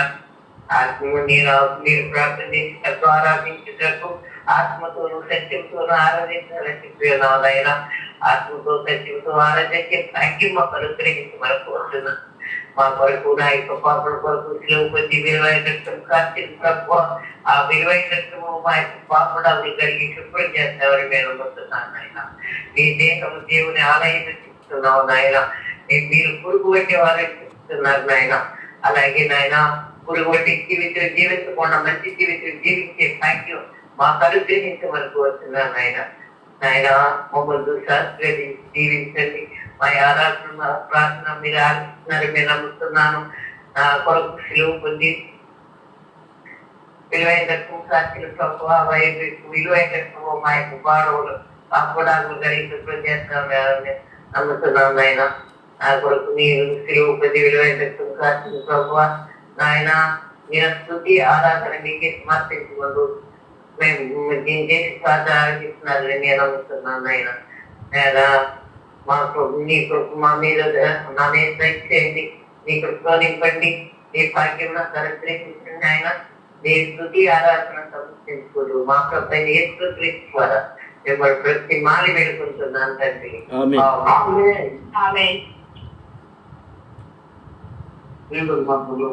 పరిశుద్ధ దేవాన్ని పాదాలు తండ్రి. ఆయన మేము కూడా పరిశుద్ధంలో ఆరాధించడానికి సమయాన్ని బట్టి వందనాలు. ఆయన ఒకప్పుడు నేను కూడా నేను అప్లాగా ఆయన వాసంతో అదే స్థితిలో నాయన ఈ ప్రపంచం గ్రామం చూపున నడుచుకున్నట్టుగా మరి శరీరం నాకు యొక్క కోరికలు నెరవేర్చుకుంటూ మరి దేవుని పాటలు అందరినీ కాలేదని ఆ దేవుని గణపత్రాలని మరి మీరు మా కొరకు నాయన తెలుగు పర్యాలుగా ఆయన మీరు మా కొరకు రక్తం కాచి ఆ రక్తంతో కొన్ని విమర్శించి ఆయన ముందు నిరీక్షించినందుకు మీకేమన్నా తండ్రి. ఆ విధంగా నేను అభివృద్ధి పెట్టి కొనబడిన వరంగా అది మా దేహంలో మీరు ఆలయంగా మార్చి ఆయన మా దేహంతో దీన్ని మరింపరిచే వారంగా మీకేమన్నా చెల్లించుకున్నాం తండ్రి. ఆ విధంగా నాయన మేము కూడా నాయన మరి ఒకప్పుడు మరి అవిదేశంలో మరి ఉంటుండగా తండ్రి నాయన మరి ప్రభావం దేశాలు నేను కూడా ఎన్నికలుగా చేయబడిన నీకే ఉన్నాను తండ్రి. ఆ విధంగా నేను అధికారంలో ఉంది చేపట్లో ఉంది ఉన్నాను. మమ్మల్ని నేను మీ విలువలకి అయినా మమ్మల్ని తీసుకొచ్చి మంచి రకాలు మీకే మనం చెల్లించుకున్నాం తండ్రి. ఆ విధంగా నేను మరి ఎంతో కూడిన స్వాతంత్రం కూడా మనకు ఇచ్చినందుకు మీకే వందనాలు చెల్లించుకున్నాను తండ్రి. ఇంత గొప్ప దాంట్లో నాకు ఇచ్చినందుకు నేనేం మీకే సమర్పించుకుంటున్నాను తండ్రి.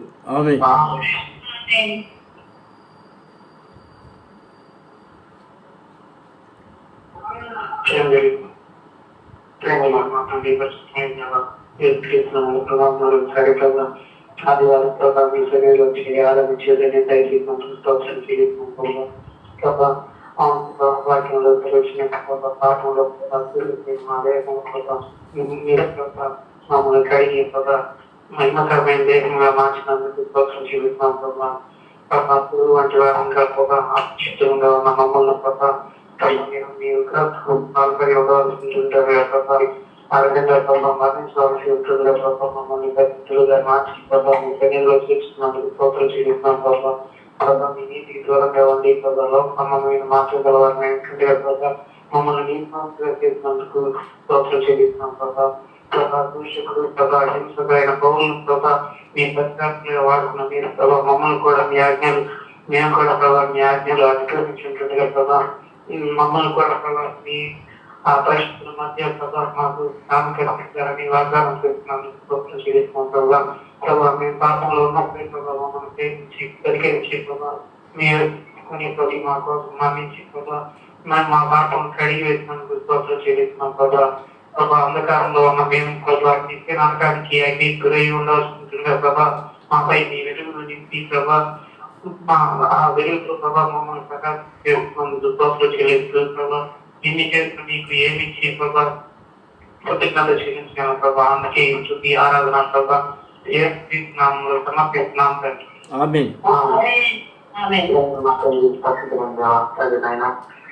ప్రభా నేను నన్ను కూడా ప్రభా చేసి ప్రభా మిమ్మల్ని ఆరాధించుకునే భాగంలో చేసుకునే స్తోత్రాలు తండ్రి. ప్రభా నైనా ఒకప్పుడు ప్రభా నేను ప్రభా అపరాధం చేత పాపం చేత సత్యం వాటిగా ఉన్నాను. నన్ను ప్రభా ఇంకా మన శ్వాసంతో నన్ను ప్రభా మీ అమూల్యమైన రక్తంతో ప్రభా విలువైన రక్తంతో ప్రభా నన్ను విలువబట్టి కొన్నందుకు స్తోత్రాలు తండ్రి. ప్రభా అయినా మన శ్వాసంతో నన్ను ప్రభా దేవపు వాసనతో చేసినందుకు స్తోత్రాలు తండ్రి. ప్రభా ఒకప్పుడు ప్రభా నేను ఎందుకు పనికిరాని పురుగు వంటి వాడిని నన్ను ప్రభా మీ కరుణతో దేవుడితో నన్ను పోషిస్తున్నందుకు స్తోత్రాలు తండ్రి. ప్రభా నాలో లోక సంబంధమైన మాటలు నాలో తీసివేసినందుకు మీకు వేలాది స్తోత్రాలు చెల్లిస్తున్నాను తండ్రి. ప్రభా ఒకప్పుడు ప్రభా నేను దోచుకున్న ప్రభా హింసకున్నాయి నన్ను ప్రభా మీ జనాంగం మధ్య ప్రభా చేసినందుకు స్తోత్రాలు తండ్రి. ప్రభా పాపంతో నా కొరకు ప్రభా పడిపోయి ప్రభా నన్ను పాప విమోచనంగా చేసినందుకు స్తోత్రాలు తండ్రి.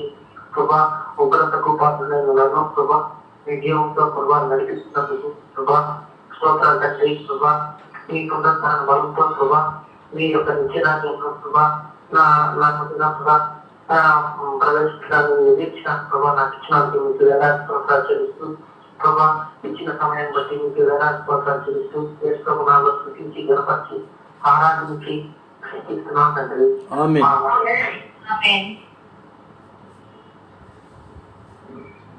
ఇంకా ఎవరుంటే ఆరాధించండి, యవనస్తులు కూడా.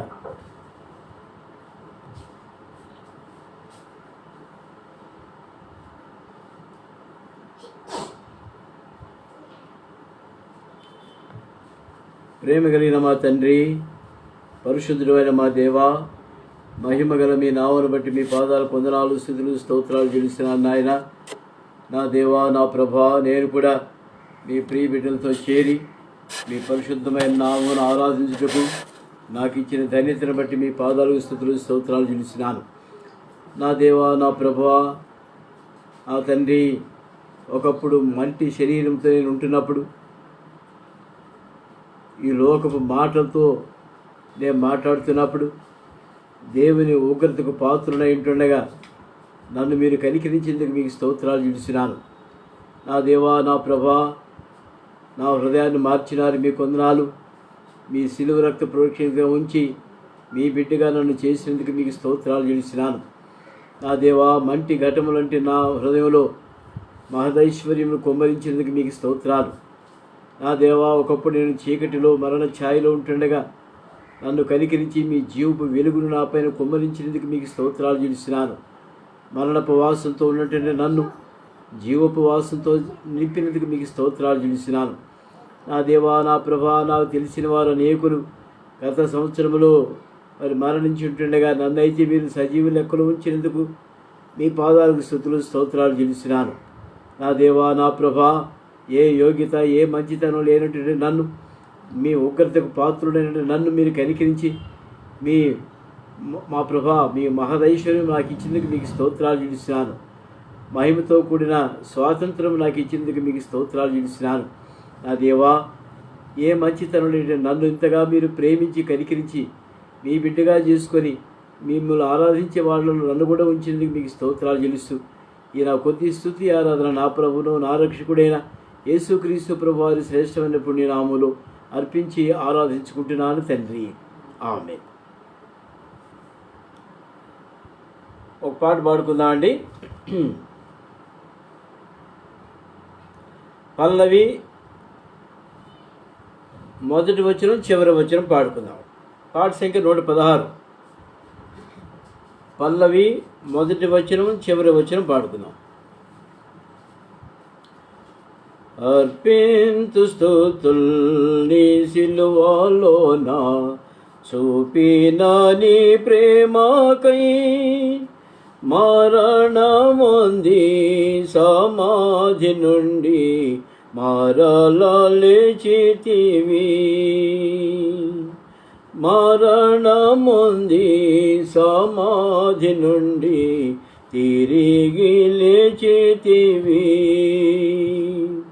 తలను ముండ్ల కిరీటము పొంది కాళ్ళ చేతులు గ్రోచబడి, తలను ముండ్ల కిరీటము పొంది కాళ్ళ చేతులు గ్రోచబడి, బలి అయితివి గొర్రె పిల్లవాలి నా కొరకే ఓ ప్రభువా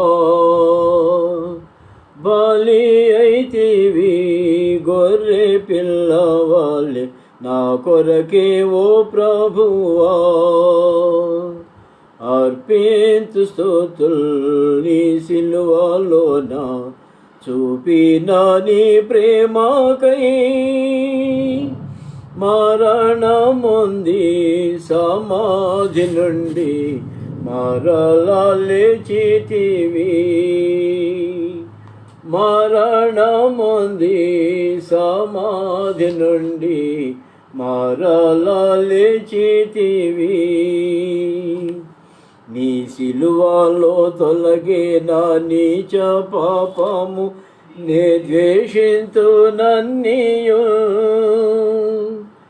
నీ సిలువలో తొలగే నా నీచ పాపము నే ద్వేషింతు నన్నీయు నీ సింహాసనము నాలో నయుంచుము నిన్ను నే స్తుతింతును నీ సింహాసనము నాలో నయుంచుము నిన్ను నే స్తుతింతును అర్పించు స్తుతుల్ నీ సిలువలోన చూపిన నీ ప్రేమకై మరణముంది సమాధి నుండి మరలా లేచితివి మరణముంది సమాధి నుండి మరలా లేచితివి. చివరిగా దేవుని వాక్యం చూసుకుందామండి.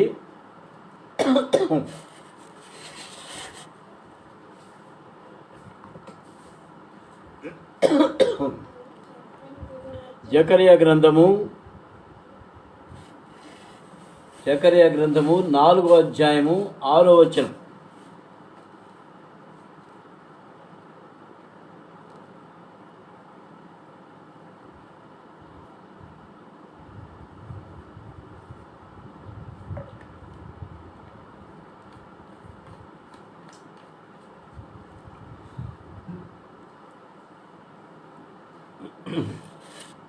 జకర్యా గ్రంథము 4వ అధ్యాయము 6వ వచనం. అందరూ కలిసి చదువుకుందామండి. అప్పుడు అతడు నాతో ఇట్లనెను, జెరుబ్బాబెలునకు ప్రత్యక్షమగు యెహోవా వాక్కు ఇదే, శక్తి చేతనైనను బలము చేతనైనను కాక నా ఆత్మచేతనే ఇది జరుగునని సైన్యములకు అధిపతికు యెహోవా సెలవిచ్చెను. గొప్ప పర్వతమా, జెరుబ్బాబెలును అడ్డగించుటకు నువ్వు ఏమాత్రపు దానవు? నీవు చదును భూమి ఓదువు. కృప కలుగునుగాక అని జనులు కేకలు వేయగా అతడు పై రాయి తీసుకొని పెట్టించును. ప్రార్థన చేసుకుందామండి. ప్రేమ కలిగిన మా తండ్రి, మరోసారి మీ సన్నిధిలో ప్రార్థించుకుంటున్నాను. మీరు ఇచ్చిన లేఖన భాగాలు బట్టి మీకు వందనాలు. ధ్యానించుటకు మీ సహాయం దయచేయండి. ఆత్మ నింపుదల దయచేయండి. మిమ్మల్ని ఘనపరచుటకు మాకు నేర్పించండి. మేమేమై ఉన్నామో మేము తెలుసుకున్నట్టుకు మాకు సహాయం చేయండి. బలపరిచి మీ మహిమార్థంగా మేము ముందుకు సాగిపోటూ సహాయం చేయమని యేసుక్రీస్తు ప్రభు వారి శ్రేష్టమైన పుణ్యనాములు స్తుతించి ప్రార్థించి వేడుకుంటున్నాము తండ్రి. ఆమేన్. ప్రియమైనవారా, ఇంతకుముందు కూడా నేను వర్తమానం ఇచ్చినప్పుడు ఇదే అంశం తీసుకున్నాను. శక్తి చేతనైనను బలము చేతనైనను కాక నా ఆత్మచేతనే ఇది జరుగునని సైన్యములకు అధిపతికి యెహోవా సెలవిచ్చెను. మనుష్యుడు ఎన్నో విధాలు ఆలోచిస్తాడు. తన శక్తిని, తన బలమును, తన ధనమును వెచ్చిస్తాడు. దేవుని కార్యాలు జరిగించాలని కోరుతాడు. కానీ దేవుని మనసు అది కాదు. మన శక్తి ఉపయోగించమని దేవుడు ఎప్పుడు కోరలేదు. మన ధనం కావాలని దేవుడు ఎప్పుడు కోరలేదు. మరి మన బలం లేకపోయినా, శక్తి లేకపోయినప్పటికీ మనం ప్రారంభించిన కార్యము దేవుని చిత్తానుసారమైనది అయితే దేవుడే తన శక్తి చేత, బలము చేత దాన్ని జరిగించేవాడుకుంటున్నాడు. ఇది సర్వలోకములను మానవులు తెలుసుకొనవలసిన సత్యం. దేవుడు తన శక్తిని ఉపయోగించి తన కార్యాలు జరిగించినప్పుడే ఆ పరిచర్య ఆశీర్వదించబడుతుంది. మానవుల యొక్క బలమును, మానవుల యొక్క జ్ఞానమును ఉపయోగించి దేవుని పరిచర్య చేసినప్పుడు అది ఫలభరితంగా ఉండదు సరిగదా, ఆశీర్వాదకరంగా ఉండదు. మరి ఆత్మలు రక్షించబడవు. మానవుని యొక్క ప్రయత్నాలు, మానవుని తలంపులు, దేవుడు తన తలంపులు వేరుగా ఉంటుండగా మన తలంపులు దూరపరచమని దేవుడు కోరుతున్నాడు. దేవుని తలంపులు మనం కలిగి ఉండాలని ఆయన కోరుతున్నాడు. కనుక ఈ విషయంలో ప్రభువును మనం ఘనపరిచే వారం ఉండి ప్రభువును సంతోషపెట్టే వారం ఉంటున్నప్పుడే ఆయన సన్నిధిలో మనం యోగ్యమైన రీతిగా ఉండగలం. అంతేకాకుండా దేవుని యొక్క పరిచర్యలో మానవులు ఇంటర్ఫియర్ కావటం అనేది అది దేవుని అంతే, మానవ యొక్క ప్రయత్నాలు చేయటం అనేది అది దేవుని యొక్క మనసు కాదు. ప్రియమైన వారా, దేవుని చిత్తం ఎరిగినటువంటి మనము దేవుని చిత్తానుసారంగా ఆయన కార్యమును జరిగించే వారు ఉంటే దేవుడు సంతోషపడతాడు, మనుషులు ఆశీర్వదించబడతారు, దేవుని మందిరం వర్ధిల్లుతుంది. అంతేగాని మానవ ప్రయత్నాలతో చేసిన ఏ పని కూడా వర్ధిల్లదని మరొకసారి మనం హెచ్చరించబడుతున్నాం. పోయినసారి మీకు ఒక వ్యక్తిని జ్ఞాపకం చేశాను. శక్తి చేత బలము చేత కాదు కానీ దేవుడు మరి దావీదును వాడుకొని దేవుని యొక్క శక్తిని దావీదుకు అనుగ్రహించి దావీదు చేత శత్రువును జయించుటకు ప్రభు కృపనిచ్చినాడు. అదేవిధంగా ఈ దినం కూడా మనం ఇంకొక వ్యక్తిని ధ్యానిస్తామండి. న్యాయాధిపతుల గ్రంథము 6వ అధ్యాయం. న్యాయాధిపతుల గ్రంథము 6వ అధ్యాయము 11వ వచనం చదువుకుందామండి. న్యాయాధిపతుల గ్రంథము 6వ అధ్యాయము 11వ వచనం చదువుకుందాం. యెహోవా దూత వచ్చి అబీయజ్రీయుడైన యోవాషు కలిగిన ఒఫ్రాలుని మస్తకి వృక్షము క్రింద కూర్చుండెను. యోవాషు కుమారుడైన గిద్యోను మిద్యానీయులకు మరుగై ఉండినట్లు గానుగు చాటున గోధుమను దొళ్ళగొట్టుచుండగా యెహోవా దూత అతను కనబడి, పరాక్రమగల బలాఢ్యుడా, యెహోవా నీకు తోడైయున్నాడని అతనితో చెప్పగా గిద్యోను, చిత్తమున ఏలినవాడా, యెహోవా మాకు తోడైయుండని ఎడల ఇదంతయో మాకేలా సంభవించెను. యెహోవా ఐగుప్తులో నుండి మమ్మల్ని రప్పించినని చెప్పుచు మా పితరులు మాకు వివరించిన ఆయన అద్భుత కార్యములన్నీ ఏమాయను. యెహోవా మమ్మల్ని విడిచిపెట్టి మిద్యానీయుల చేతికి మమ్మల్ని అప్పగించనని అతనితో చెప్పెను. ప్రియమైన వల్లరా, ఈ సందర్భంలో గిద్యోను అనేటువంటి ఒక వ్యక్తిని దేవుడు ఏర్పాటు చేసుకున్నాడు. ఆ దినాల్లో ఎట్లా ఉన్నారంటే ఇశ్రాయేలీయులు దేవుని సన్నిధిలో కుంగిపోయి ఉన్నారు. ఇశ్రాయేలుడు ఏమాత్రం కూడా బలం కానీ శక్తి కానీ లేకుండా కుంగిపోయి ఉంటున్నారు. ఎందుకంటే ఇశ్రాయేలీయులు పితరులందరూ కూడా దేవుని మార్గాలను విడిచిపెట్టి విగ్రహాలను పూజిస్తూ దేవుని సన్నిధిని ప్రక్కన పెట్టి దేవుని అవమానపరిచారు. ప్రియమైన వాళ్ళరా, అందుకని దేవుడు వాళ్లకు శిక్ష కలగజేశాడు. ఎంతకాలం ఈ శిక్ష అంటే తిరిగి దేవుని ప్రజలు మరి అన్ని జనుల యొక్క విగ్రహాలను పడగొట్టేంత వరకు, అన్ని జనుల యొక్క బలమును విరగొట్టేంత వరకు దేవుడు మనల్ని శిక్షలో ఉంచుతాడు. ఆ పరిస్థితుల్లో ఎట్లా ఉందంటే అబీయజ్రీయుడైన యోవాషు కలిగిన ఒఫ్రాలున మస్తకి వృక్షము క్రింద కూర్చుండెను. ఎవరండి? ఎవరు కూర్చున్నారు?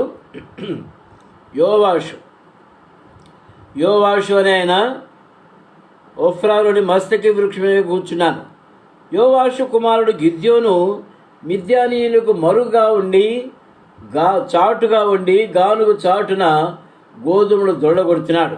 ఎందుకు చాటున ఉంటున్నాడు? గోధుమలు చాటుగా ఎందుకు దొళ్ళగొట్టుకుంటున్నాడు? ప్రియమైన ఆ దినాల్లో మిద్యానీయులు ఇశ్రాయేలు పంట వేశారంటే వాళ్ళు దండుకు దండు వచ్చి వీళ్ళ పంటలను కోసుకొని వెళ్ళిపోతున్నారు, లేదా కొన్ని చేలు తగలబెట్టేస్తున్నారు. ఇశ్రాయేలుకు మరి కనీసం భోజనాన్ని కూడా ధాన్యం లేకుండా చేస్తున్నారు. వాళ్ళు దేవుడు వాళ్ళని బలపరిచినాడు, ఇశ్రాయేలును కించపరిచి అవమానపరుస్తున్నాడు, ఇబ్బందులు పాలు చేస్తున్నాడు. ఎందుకంటే ఎప్పుడైతే ఇబ్బందులు వస్తాయో అప్పుడే ప్రజలు దేవుని జ్ఞాపకం చేసుకుంటారు. అన్నీ బాగున్నప్పుడు ఎవరు దేవుని జ్ఞాపకం చేసుకోరు. దేవునితో మాకేం పని ఉంది, మాకు అన్నీ ఉన్నాయి కదా, జగన్ ఉన్నాడు కదా, మాకు అన్నీ వస్తున్నారు కదా, ఈ విధంగా మనం ఉంటాం. కానీ దేవుని సన్నిధిని నిర్లక్ష్యం చేస్తాం, దేవుని నామాన్ని దూషణకరంగా మనం నడుచుకుంటాం, ఆరాధన చేయలేము, ప్రార్థన కూడా చేయలేము.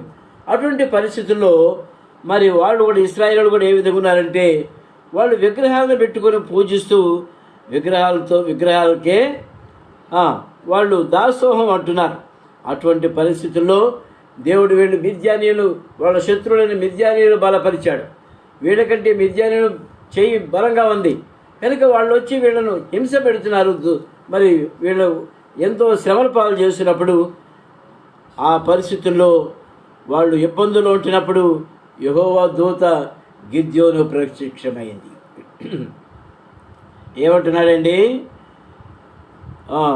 యెహోవా దూత అతను కనబడి 12వ వచనం, కనబడి పరాక్రమ గల బలాఢ్యుడా యెహోవా నీకు తోడైనాడు అతనితో అనగా, ఏమంటున్నాడు? పరాక్రమ గల బలాఢ్యుడా అని పిలుస్తున్నాడు. ఏంటి ఈయన పరాక్రమం? ఎగతాళి చేసినట్టు ఉందా? పరాక్రమ గల బలాఢ్యుడైతే చాటుకు పోయి గోధుమలు దొడగొట్టుకోవటం ఎందుకు? ఏమండి, గోధుమలు దొడగొట్టుకోవటం అంటే ఏంటి? వరి కోతలు మనకు తెలుసు, పనులు మనకు తెలుసు. పనులు చేలో మరి అక్కడ కళ్ళంలో నూర్చుంటే శత్రువులు వచ్చి ఎత్తుకుపోతారని కొన్ని పనులు ఇంటికి తీసుకొచ్చి ఇంటి దగ్గర దొడగొట్టుకోవటం, ఒడ్లు. ఆ విధంగా వాళ్ళు గోధుమలు దొడగొట్టుకుంటుండగా యెహోవా దూత వచ్చి పరాక్రమ గల బలాఢ్యుడా అని పిలిచాడు. ఇది సాధ్యమేనా? బలహీనంగా ఉండి, భయముతో ఉండి, చాటుగా ఉండి గోధుమలు దొడగొట్టుకుంటుంటే పరాక్రమ గల బలాఢ్యుడు అని పిలిచాడు. పరాక్రమ గల బలాఢ్యుడా యెహోవా నీకు తోడై ఉన్నాడని అనగా, గిద్యోను అంటున్నాడు, నన్ను ఎగతాళి చేస్తున్నావా దూత? నన్ను ఎగతాళి చేస్తున్నావా? మా పరిస్థితి ఇట్లా అయిపోయింది ఇప్పుడు అని అంటున్నాడు. ఏమన్నాడు గిద్యోను? ఏమన్నాడు చూడండి, 13వ వచనం, చిత్తము నా ఏలినవాడా యెహోవా మాకు తోడై ఉండిన ఎడల ఇదంతయు మాకేలా సంభవించును? యెహోవా ఐగుప్తు నుండి మమ్మల్ని రప్పించినని చెప్పుచు మా పితరులు మాకు వివరించిన ఆయన అద్భుత కార్యములను ఏమాయను? యెహోవా మమ్మల్ని విడిచిపెట్టి మిద్యానీయుల చేతికి మమ్మల్ని అప్పగించిన అతనితో చెప్పాడు. ఏమంటున్నాడు? యెహోవా మాకు తోడుగా ఉంటే, నేనే గనక బలాఢ్యుడిని అయితే యెహోవా నాకు తోడుగా ఉంటే ఈ పరిస్థితి ఎందుకు వచ్చింది? మాకు చాటును దాక్కొని మేము ఈ కార్యాలు, మా పనులు చేసుకోవాల్సి వస్తుంది. మిద్యానీయులకు భయపడవలసి వస్తుంది. వాళ్ళు మా పొలాలు కాల్చివేస్తున్నారు, మా పంట దోచుకుంటున్నారు, మాకు ఏదీ లేకుండా చేస్తున్నారు, మా శత్రువు మాకంటే బలంగా ఉన్నాడని గిద్యోను మాట్లాడుతున్నాడు. ప్రియమైన వాళ్ళరా, దేవుని బిడ్డలకు మరి శ్రమలు వస్తాయి. ఎందుకంటే ఎప్పుడైతే మనం దేవునికి అవిధేయులుగా జీవిస్తామో అప్పుడు మన ప్రభు మనకు అనేక రకమైన హింసలు కలుగజేస్తుంటాడు. ఒక సందర్భం చూద్దామండి. హబక్కూకు రాసిన గ్రంథము, హబక్కూకు గ్రంథము 1వ అధ్యాయము 2-3 వచనాలు చదువుకుందాం. కొన్ని పరిస్థితుల్లో దేవుని ప్రజలు మరి భయకంపితులు కావాల్సి వస్తుంది. ఎందుకంటే దేవుని ప్రజలు ఎవరికి భయపడాల్సిన అవసరం లేదు, కానీ శత్రువులు దేవుడు బలపరుస్తాడు. ఎందుకంటే మనం బలహీనమైనప్పుడు, మనం తప్పిపోయినప్పుడు శత్రువులు బలపరుస్తారు. ఇక్కడ సందర్భం చూద్దామండి. 2వ వచనం, హబక్కూకు 1వ అధ్యాయము 2వ వచనం, యెహోవా నేను మొరపెట్టినను నీవెన్నాళ్ళు ఆలకింపకు ఇందువు? బలాత్కారము జరుగుతున్నదని నేను నీకు మొరపెట్టినను నీవు రక్షింపకున్నావు. నన్నెందుకు దోషము చూడనిచ్చుచున్నావు? బాధ నీ వేల ఊరకయ్య చూచుచున్నావు. ఎక్కడ చూచిన నాశనము బలాత్కారము అగుపడుచున్నవి, కలహము జగడములు కలహములు రేగుచున్నవి అంటున్నాడు. మన ఇక్కడ ఏంటంటే శత్రువులు, ఇక్కడ కల్దీయులు అనేవాళ్ళు దేవుని శత్రువులుగా, ఇశ్రాయేలు ప్రజలకు శత్రువులుగా మారిపోయినారు కల్దీయులు. ఎందుకంటే విగ్రహారాధనలో పడిపోయిన ఇశ్రాయేలుకు పాఠం నేర్పించడానికి, ఇశ్రాయేలును మరి తన వైపు త్రిప్పుకునేదానికి కల్దీయులైనటువంటి వాళ్ళని బలపరిచాడు, శత్రువులను బలపరిచాడు దేవుడు.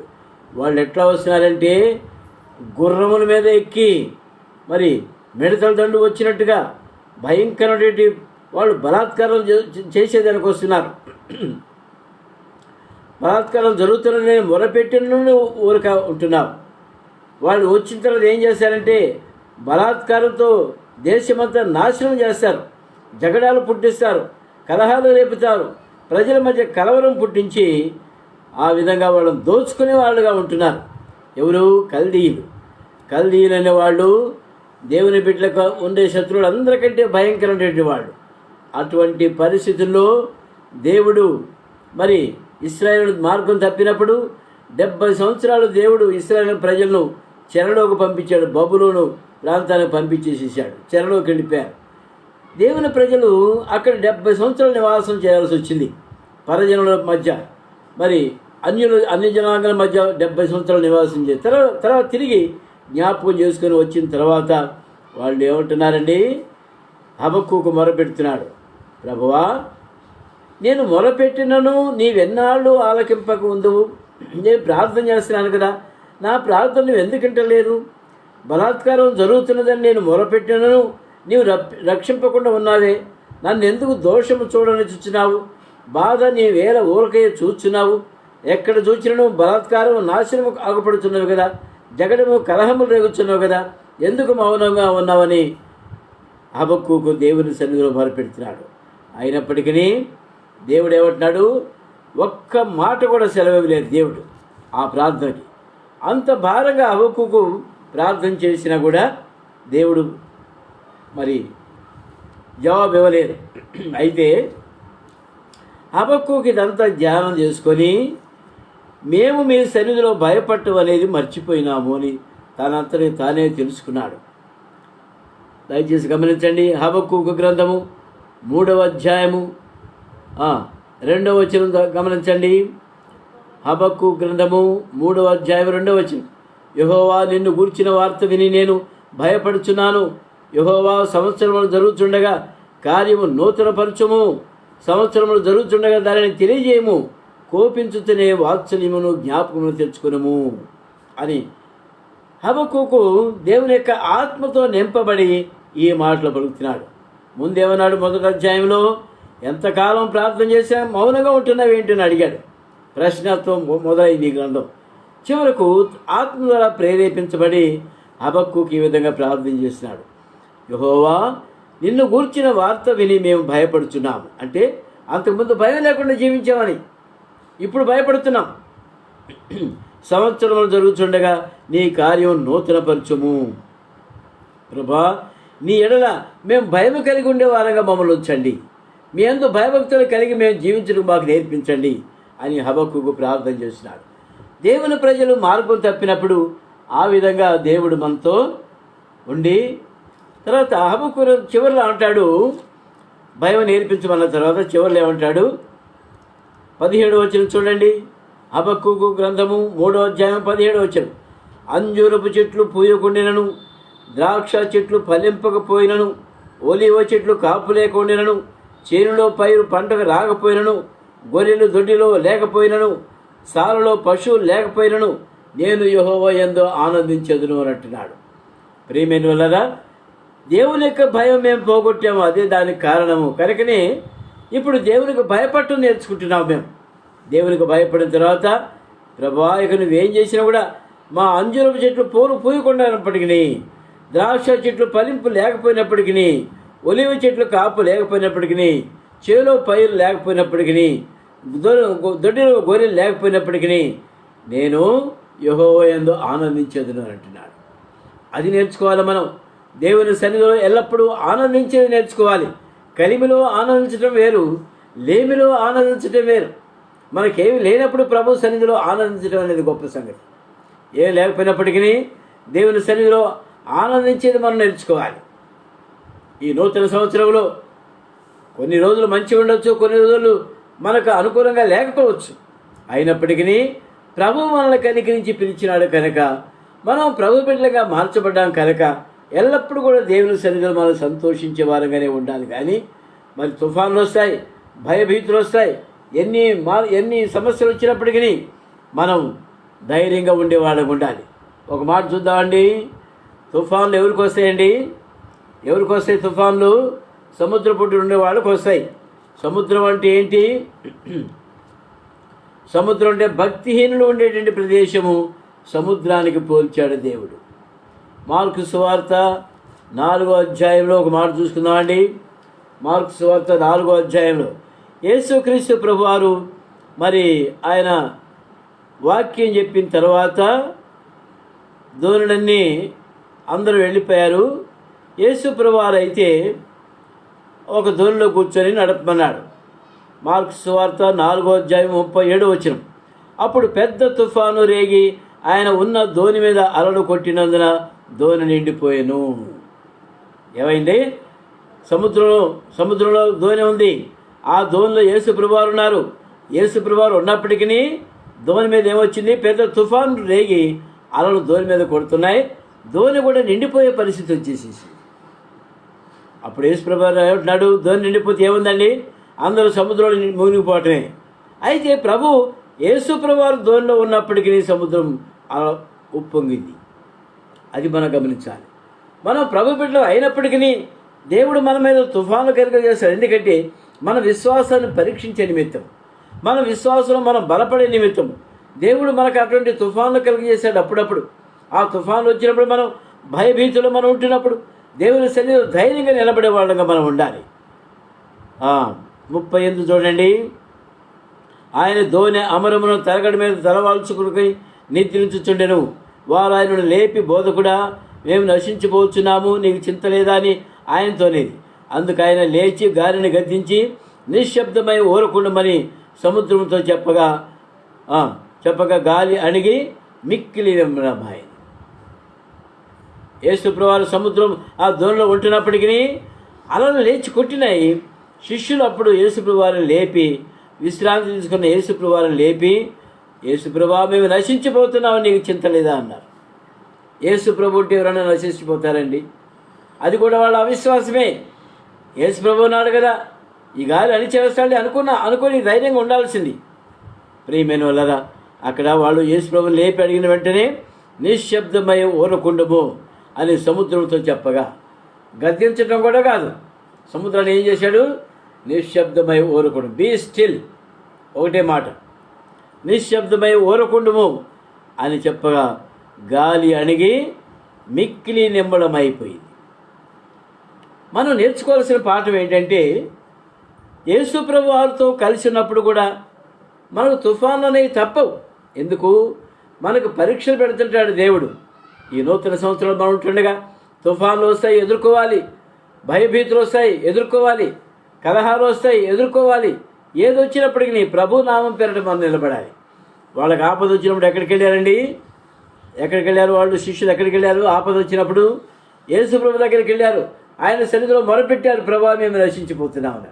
మనం కూడా ఏం చేయాలి? మన మీద తుఫాను కొట్టినప్పుడు, యేసు ప్రభా, మేము నశించిపోతున్నాము, ఈ తుఫాను అణిచివేయనని మనం ప్రార్థన చేయాలి. దేవుని స్తోత్రం.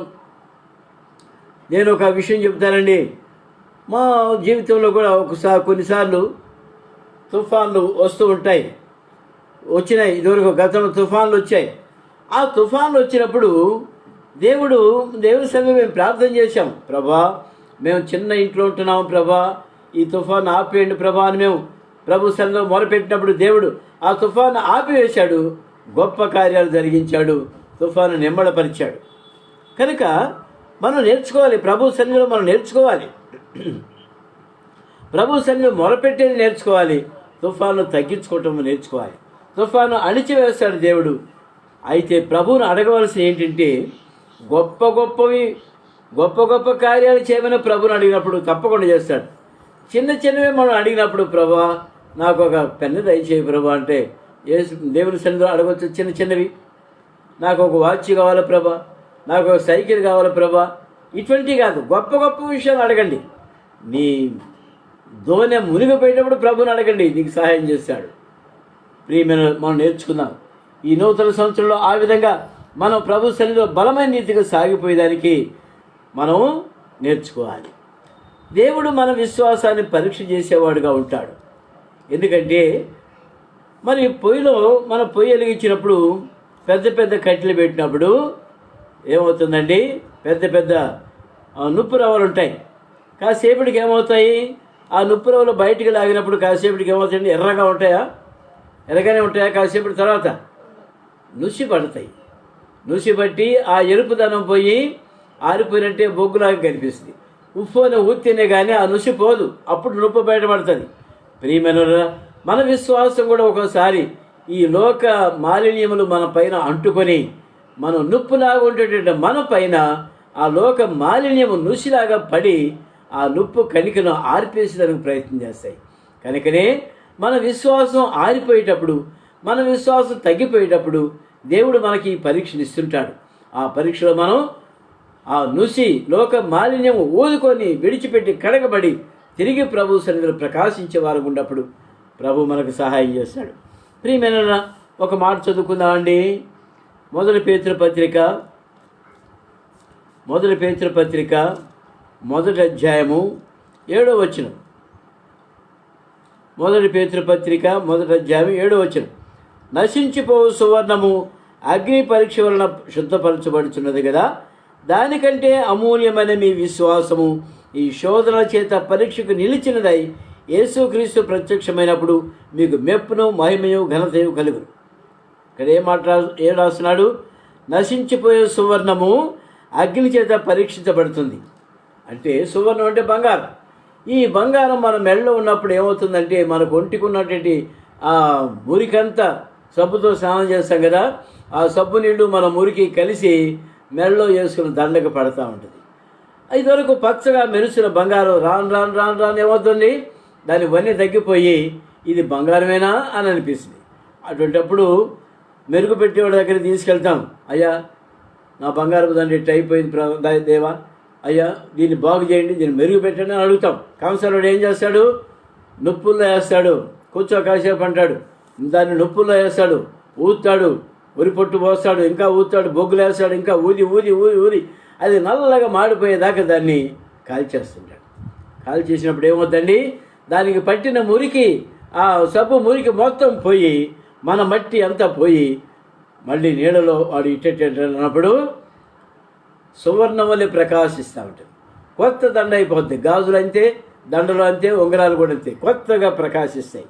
కనుక మన విశ్వాసం కూడా ఒక్కోసారి ఆ విధంగా ఆరిపోయేదానికి ఆస్కారంగా ఉంటుండగా ప్రభు దాన్ని సువర్ణంలాగా వెలిగించబడాలని మనకు అప్పుడప్పుడు పరీక్షలు తీసుకొస్తాడు. అగ్ని పరీక్షలు తీసుకొస్తాడు. అగ్నిలో పడితేనే అది శుద్ధ సువర్ణంగా కనబడుతుంది. కనుక మనకు అగ్ని పరీక్షలు లేకపోయినట్లయితే, మనకు పరీక్షలు లేకపోతే మన విశ్వాసం ఎట్లా ఉంటుందండి? విశ్వాసులను చెప్పుకుంటాం కానీ బయట చూసేవాడు నల్లంగా కనిపిస్తాం.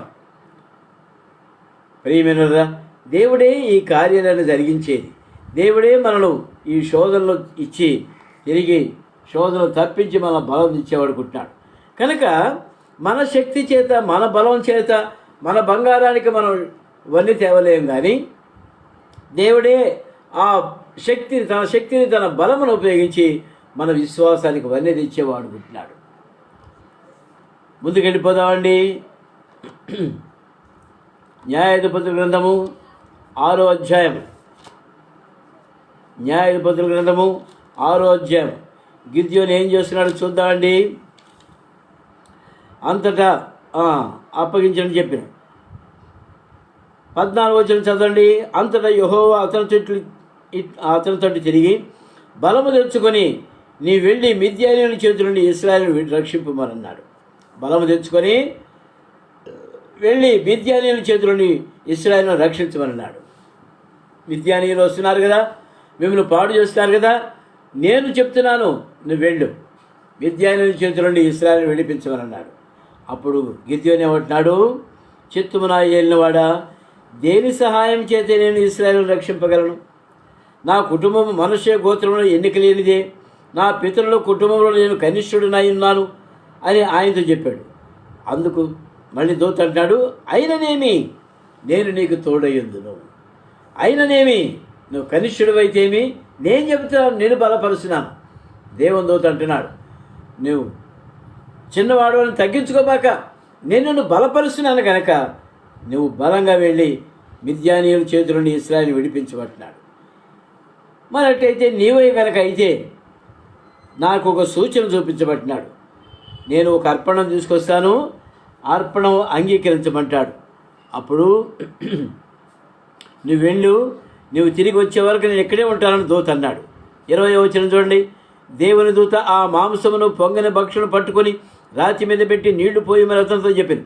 అతను అలాగ చేయగా యెహోవా దూత తన చేతులున్న కర్రను చాపి దాని కొనతో ఆ మాంసమును పొంగని భక్షమును ముట్టినప్పుడు అగ్ని ఆ రాత్రి నుండి వెడలి ఆ మాంసమును పొంగని భక్షమును కాల్చివేసెను. ఏమైందండి? గిద్యోను తీసుకొచ్చిన అర్పణము దేవుని దూత అంగీకరించింది కనుక అప్పుడు ఇతనికి ధైర్యం వచ్చింది. ఏమండి 22వ వచనం చూడండి. గిద్యోను ఆయన యెహోవా దూతాన్ని తెలుసుకొని, ఆహాహా నా ఏలినవాడా యెహోవా, ఇందుకే కదా నేను ముఖాముఖిగా యెహోవా దూతను చూచినాను కదా అనుకున్నాడు. దూత ఏమన్నాడు? భయపడబాక, దేవుని దూతను చూసిన వాళ్ళు అందరూ కూడా చచ్చిపోతారు కదా, అయితే నేను చెప్తున్నాను నువ్వు చావు. నీకు ఇచ్చిన పరిచర్య ఏంటి? మిద్యానీయుల చేతిలో నుండి ఇశ్రాయేలుని విడిపించమని అన్నాడు. తరువాత 6వ అధ్యాయం 24 చూడండి. అక్కడ గిద్యోను యెహోవా నామమును బలిపీఠము కట్టి దానికి యెహోవా సమాధానకర్తను పేరు పెట్టెను. నేటి వరకు అది అబీయెజ్రీయుల ఒఫ్రాలో ఉన్నది. ఏం పెట్టాడు? ఆ పేరు ఏం పెట్టాడండి? యెహోవా సమాధానకర్త అని పేరు పెట్టాడు. మన దేవునికి చాలా పేర్లు ఉన్నాయి. అయితే నేను సందర్భానుసారంగా అక్కడక్కడ ధ్యానిస్తూ వచ్చినాను.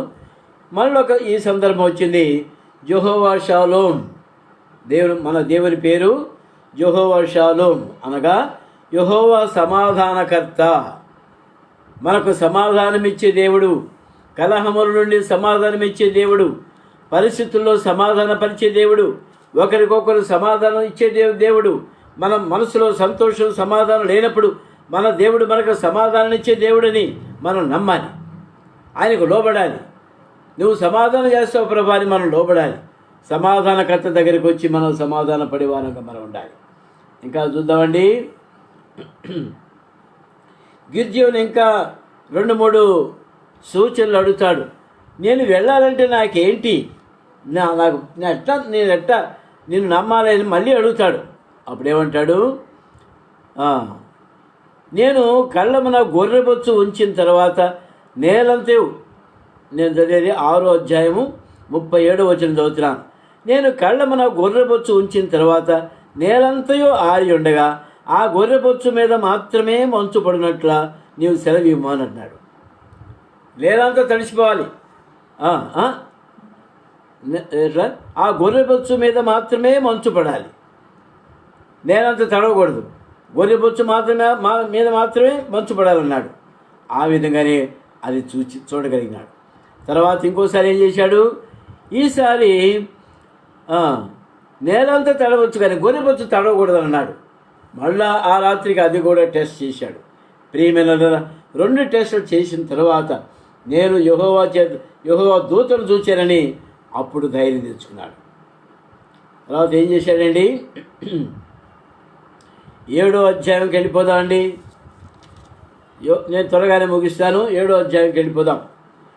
7వ అధ్యాయంలో మిద్యానీయుల మీదకి యుద్ధానికి వెళ్తున్నాడు.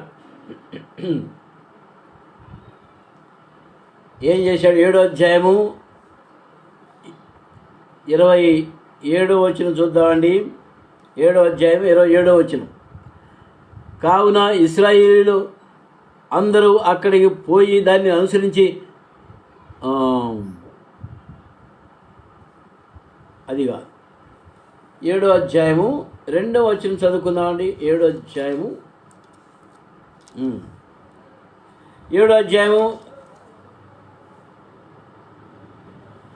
2వ వచనం చదువుకుందామండి.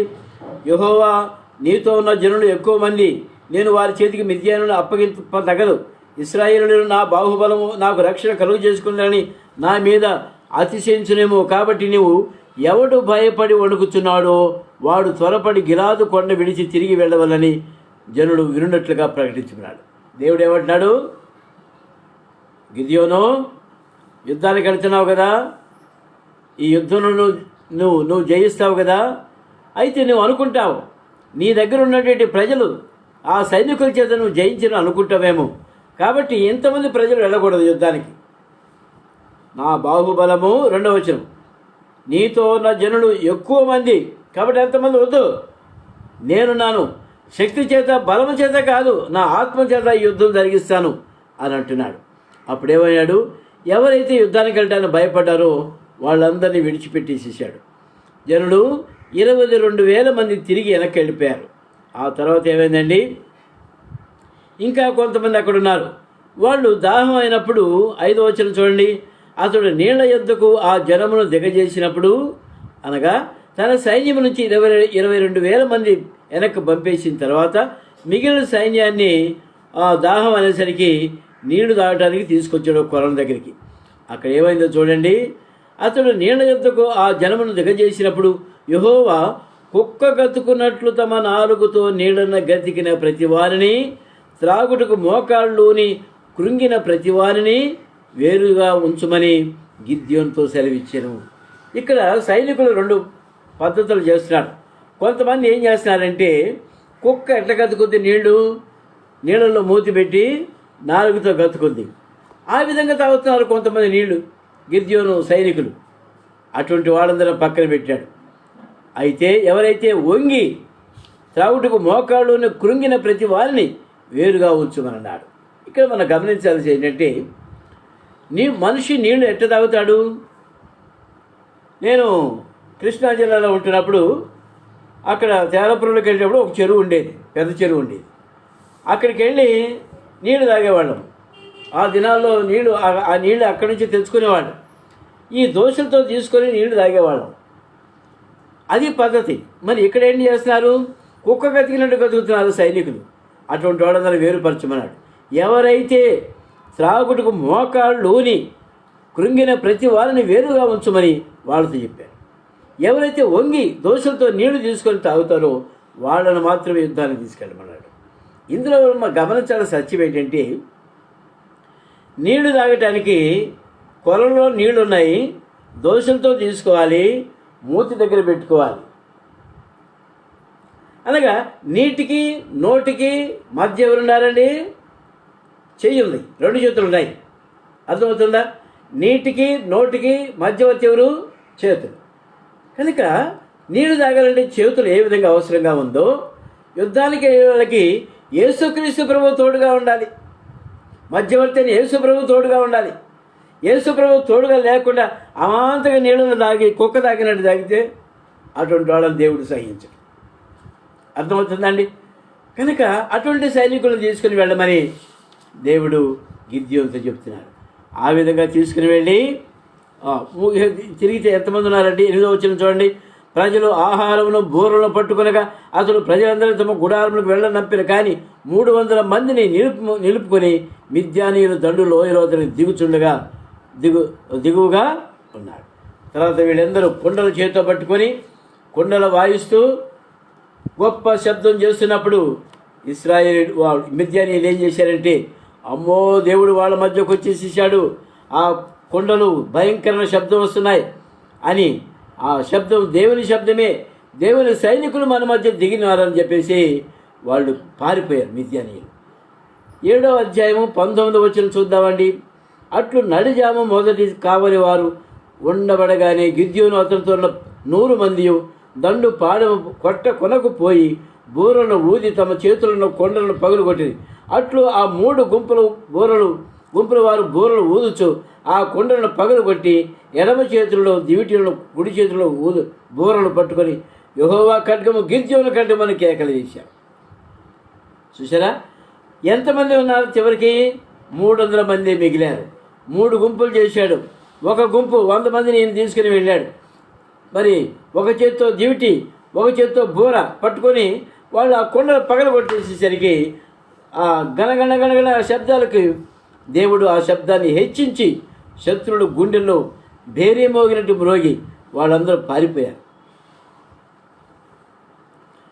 ప్రియమైన వాళ్ళరా, అక్కడ వాళ్లకు ప్రధానమైనటువంటి ఓరేబు జయేబు అని వాళ్ళని పట్టుకొని అక్కడే చంపేసేసారు. మిద్యానీయులను చంపివేసేసి తరిమేసేసి వాళ్ళ ఆస్తులన్నీ కూడా దోచుకుని వచ్చారు.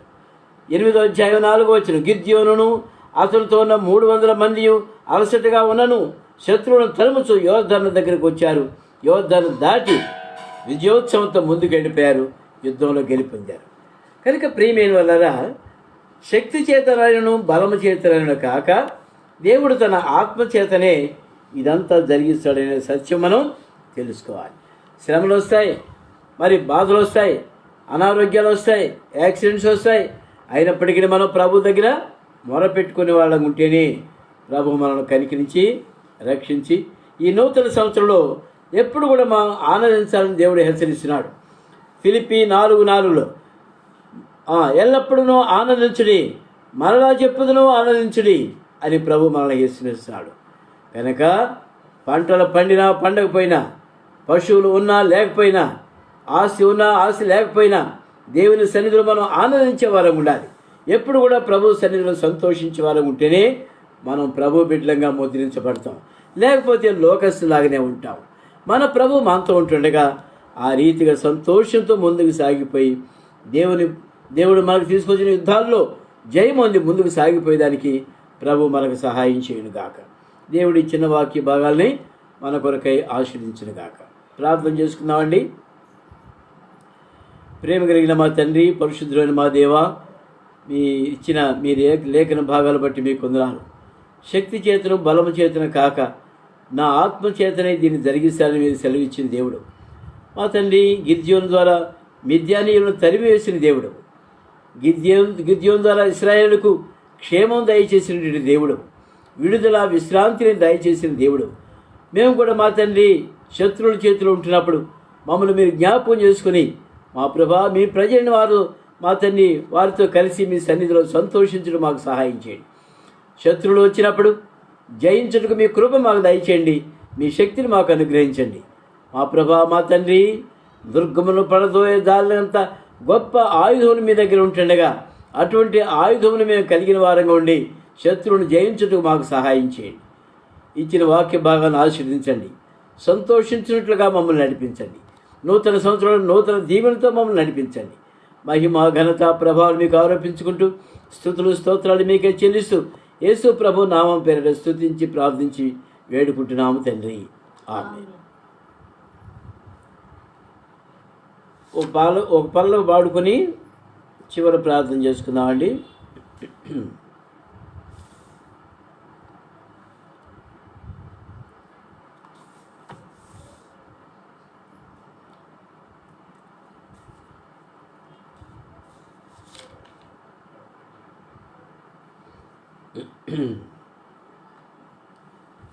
(748వ పాట) మొదటి వచనం చివరి వచనం పాడుకుందామండి. 748. పాత పుస్తకంలో 633. ప్రభు యేసుని నేను వెంబడింతును, ప్రభు యేసుని నేను వెంబడింతును, తన అడుగు జడలలో నడచెదను, తన అడుగు జడలలో నడచెదను. లోకమున్ విడచి సిలువను మోసి, లోకమున్ విడచి సిలువను మోసి దీక్షతో ప్రభుని వెంబడింతును. లోకమున్ విడచి సిలువను మోసి దీక్షతో ప్రభుని వెంబడింతును. ప్రభు యేసుని నేను వెంబడింతును, ప్రభు యేసుని నేను వెంబడింతును, తన అడుగు జడలలో నడచెదను, తన అడుగు జడలలో నడచెదను. అంతము వరకు స్థిరముగా నిలచి, అంతము వరకు స్థిరముగా నిలచి అమూల్య మకుటము పొందేదను. అంతము వరకు స్థిరముగా నిలచి అమూల్య మకుటము పొందేదను. ప్రభు యేసుని నేను వెంబడింతును, ప్రభు యేసుని నేను వెంబడింతును, తన అడుగు జడలలో నడచెదను. చివరిగా ప్రార్థన చేసుకుందామండి. ప్రేమ కలిగిన మా తండ్రి, పరిశుద్ధులైన మా దేవా, మీ ఘనమైన నామమునికే వందనాలు స్తుతులు స్తోత్రాలు చెల్లిస్తున్నాను. మాకిచ్చిన లేఖన భాగములు మేము గ్రహించుటకు సహాయం చేయండి. మా హృదయంలో భద్రపరచుకున్నట్టుకు సహాయం చేయండి. ఈ లోకములో మేము సాగిపోతున్నప్పుడు మా ప్రభా మేము ఆనందించుటకు సహాయం చేయండి. మా ప్రభా శత్రువు అనే సాతాను శోధనలు తీసుకొచ్చినప్పుడు దాన్ని జయించుటకు మీ కృప మాకు దయచేయండి. మా ప్రభా మా తండ్రి, మీరు కూడా మా పైన అగ్ని పరీక్షలు ఉంచుతున్నప్పుడు మేము లోబడే వారంగా ఉండి పరీక్షలకు నిలబడి మా విశ్వాసములకు వన్నె తెచ్చున్నట్లుగా మేము నిలబడుటకు మాకు నేర్పించమని వేడుకుంటున్నాము. మాలో ఉన్న మూర్ఖత్వం తీసివేయండి, మాలో ఉన్న మొండితనం తీసివేయండి, మీకు లోబడేదానికి నేర్పించండి. మా దేవా, మమ్మల్ని కనికరించి దయ చూపించమని వేడుకుంటున్నాము. మా మధ్యలో అనారోగ్యంగా ఉన్న వారి కొరకు ప్రార్థిస్తున్నాను నాయన. మా ప్రభా, మరి వాలంటీర్లో బుజ్జుమును మీరు కనికరించండి, సంపూర్ణమైనటువంటి స్వస్థత దయచేయమని వేడుకుంటున్నాము. ఇక క్రియాటిని ఎన్నటికీ పెరగకుండా మీ దాసురాలు మీరు కనికరించి భద్రపరచమని వేడుకుంటున్నాము. ఋతుమ కొరకు ప్రార్థిస్తున్నాను నాయన. షుగర్ని కంట్రోల్లో ఉంచండి, దయ చూపించండి. మా ప్రభా, మా తండ్రి, మరి షుగర్ వ్యాధితో బాధపడుతున్నటువంటి మరి భవానీ కొరకు, ఋతుమ కొరకు, ఇంకా మీ బిడ్డల కొరకు ప్రార్థిస్తున్నాను నాయన. దయ చూపించండి, సహాయం చేయండి. మా ప్రభా, మా తండ్రి, ఎవరైతే అక్కరలో ఉంటున్నారో వారిని మీరు కనికరించమని వేడుకుంటున్నాను. మా ప్రభా, మా తండ్రి, మరి ఎస్ఏర్ గవర్నమెంట్ డ్యూటీ కరోనా టెస్టులు చేస్తుంటుండగా మీ సన్నిధిలో భద్రపరచమని వేడుకుంటున్నాం, దయ చూపించమని వేడుకుంటున్నాం. మా ప్రభా, మా తండ్రి, మిసెస్ ఫిలిప్ గారి కొరకు ప్రార్థిస్తున్నాను, మిసెస్ చర్చిల్ గారి కొరకు ప్రార్థిస్తున్నాను, కాంతమ్మ సిస్టర్ కొరకు, లిల్లీ గ్రేస్ కొరకు, ఎస్ఏరమ్మ కొరకు ప్రార్థిస్తున్నాను నాయన. మీ దాసులను అందరినీ మీరే కనికరించి స్వస్థపరచమని వేడుకుంటున్నాను. మిసెస్ జాన్ సుబ్బారెడ్డి గారి భార్య కూడా మీరే దయ చూపించి సంపూర్ణ స్వస్థత దయచేయమని వేడుకుంటున్నాను. కృప చూపించండి, సహాయం చేయండి. మా తండ్రి, స్టడీస్లో మౌనికకు, చింటూకు సహాయం చేయండి. హేనా బ్లెస్సింగ్కి మీ సహాయం దయచేయండి. మా దేవా, దయ చూపించండి. మా తండ్రి, సంధ్యా బబ్బులు కూడా సహాయం చేయండి. మా దేవా, ఈ రీతిగా ఉద్యోగాల కొరకు ఎదురు చూసినటువంటి మా ప్రభా, మరి శోభ కొరకు, జ్యోతి కొరకు ప్రార్థిస్తున్నాం నాయన. మీరే కనికరించండి, మీ బిడ్డలు జ్ఞాపకం చేసుకొని ఉద్యోగాలు దయచేసి మీరే ఆదుకొనమని వేడుకుంటున్నాం, దయ చూపించండి. మా ప్రభా, ఎవరైతే ఇంకా అక్కరలలో ఉంటున్నారో మా ప్రభా, వారి నిమిత్తం ప్రార్థిస్తున్నాం నాయన. ప్రతి అవసరం తిరిగిన దేవుడు గనక మీరే వాళ్లకు కృపను అనుగ్రహించి దయ చూపించమని వేడుకుంటున్నాను. మా ప్రభా, మా తండ్రి, మరి షుగర్ వ్యాధితో బాధపడుతున్నటువంటి మేరీ కోసం ప్రార్థిస్తున్నాం నాయన. మేరీని మీరు జ్ఞాపకం చేసుకునండి. మీ దాసులను కూడా కనికరించి స్వస్థపరిచి మంచి ఆరోగ్యం దయచేసి నడిపించమని వేడుకుంటున్నాను. మా ప్రభా, ఇటువంటి కాంప్లికేషన్స్ రాకుండా కాపాడు. మరి ముఖ్యంగా మీరిచ్చిన విశ్వాసం చేత నడిపించబడి మీ కొరకై సాక్షిగా జీవించడానికి సహాయం చేయండి. మా తండ్రి, అన్ని విషయాల్లో మిమ్మల్ని ఘనపరచడానికి మాకు నేర్పించండి. ఎవరి నిమిత్తం ప్రార్థించడం మర్చిపోయినామో మీరే కనికరించండి. శాంసన్ కుటుంబాన్ని బట్టి మీ కొందనాలు. బేబీరానికి, శాంసన్కి మీ సన్నిధి తోడుగా వచ్చి భద్రపరచండి. మా ప్రభా, టూర్లో ఉన్నటువంటి శాంతి కోసం ప్రార్థిస్తున్నాను. మీ బిడ్డను కనికరించండి, క్షేమకరంగా మా మధ్యకు నడిపించండి. కీర్తి, శాంతి మీ కృపలో వర్ధిల్లుటకు సహాయం చేయండి. మా దేవా, మా ప్రభా, ఆ రీతిగా హేనా బ్లెస్సింగ్ స్టడీస్లో సహాయం చేయండి. మా తండ్రి, అన్ని విషయాల్లో గ్రేసి, సాక్షి మీ కృపలో వర్ధిల్లుటకు సహాయం చేయండి. వరమ శిష్య కొరకు ప్రార్థిస్తున్నాను. మీ దాసులను కూడా కనికరించండి, షుగర్ కంట్రోల్లో ఉంచండి, నడవగలడు మీ కృప దయచేయండి. మిసెస్ చర్చిల్ గారి కొరకు ప్రార్థిస్తున్నాను నాయన. మీ దాసులను కూడా మీరు కనికరించి స్వస్థపరచమని వేడుకుంటున్నాను. నడవగలడు మీ కృప దయచేయండి. మాకు ఇచ్చిన సమయం బట్టి మీ కొందనాలు తెలుసు, మమ్మల్ని మీ స్వాధీనపరచుకుంటూ మా తండ్రి, ఉద్యోగాలు లేని వాళ్ళ కొరకు మరొకసారి ప్రార్థిస్తున్నాం నాయన. జ్యోతిని కనికరించండి, శోభాను కనికరించండి, మరి మా ప్రభా కమలాన్ని కనికరించండి, నానిని కనికరించండి. మీరు జ్ఞాపకం చేసి మీ బిడ్డలందరికీ ఉద్యోగాలు దయచేసి ఈ నూతన సంవత్సరంలో నూతన దీవెనతో నింపబడుటకు సహాయం చేయండి. మమ్మల్ని మీ స్వాధీనపరచుకుంటూ మహిమ, ఘనత, ప్రభావాలు మీకు ఆరోపించుకుంటూ యేసు ప్రభు నామం పేరట స్తుతించి ప్రార్థించి వేడుకుంటున్నాము తండ్రి. మన తండ్రి అయిన దేవుని యొక్క మహిమ, యేసు క్రీస్తు ప్రభువారి యొక్క కృప, పరిశుద్ధాత్మ దేవుని యొక్క అన్యోన్య సహవాసము నిరంతరము మనతో ఉండి నడిపించునుగాక. ఆమేన్.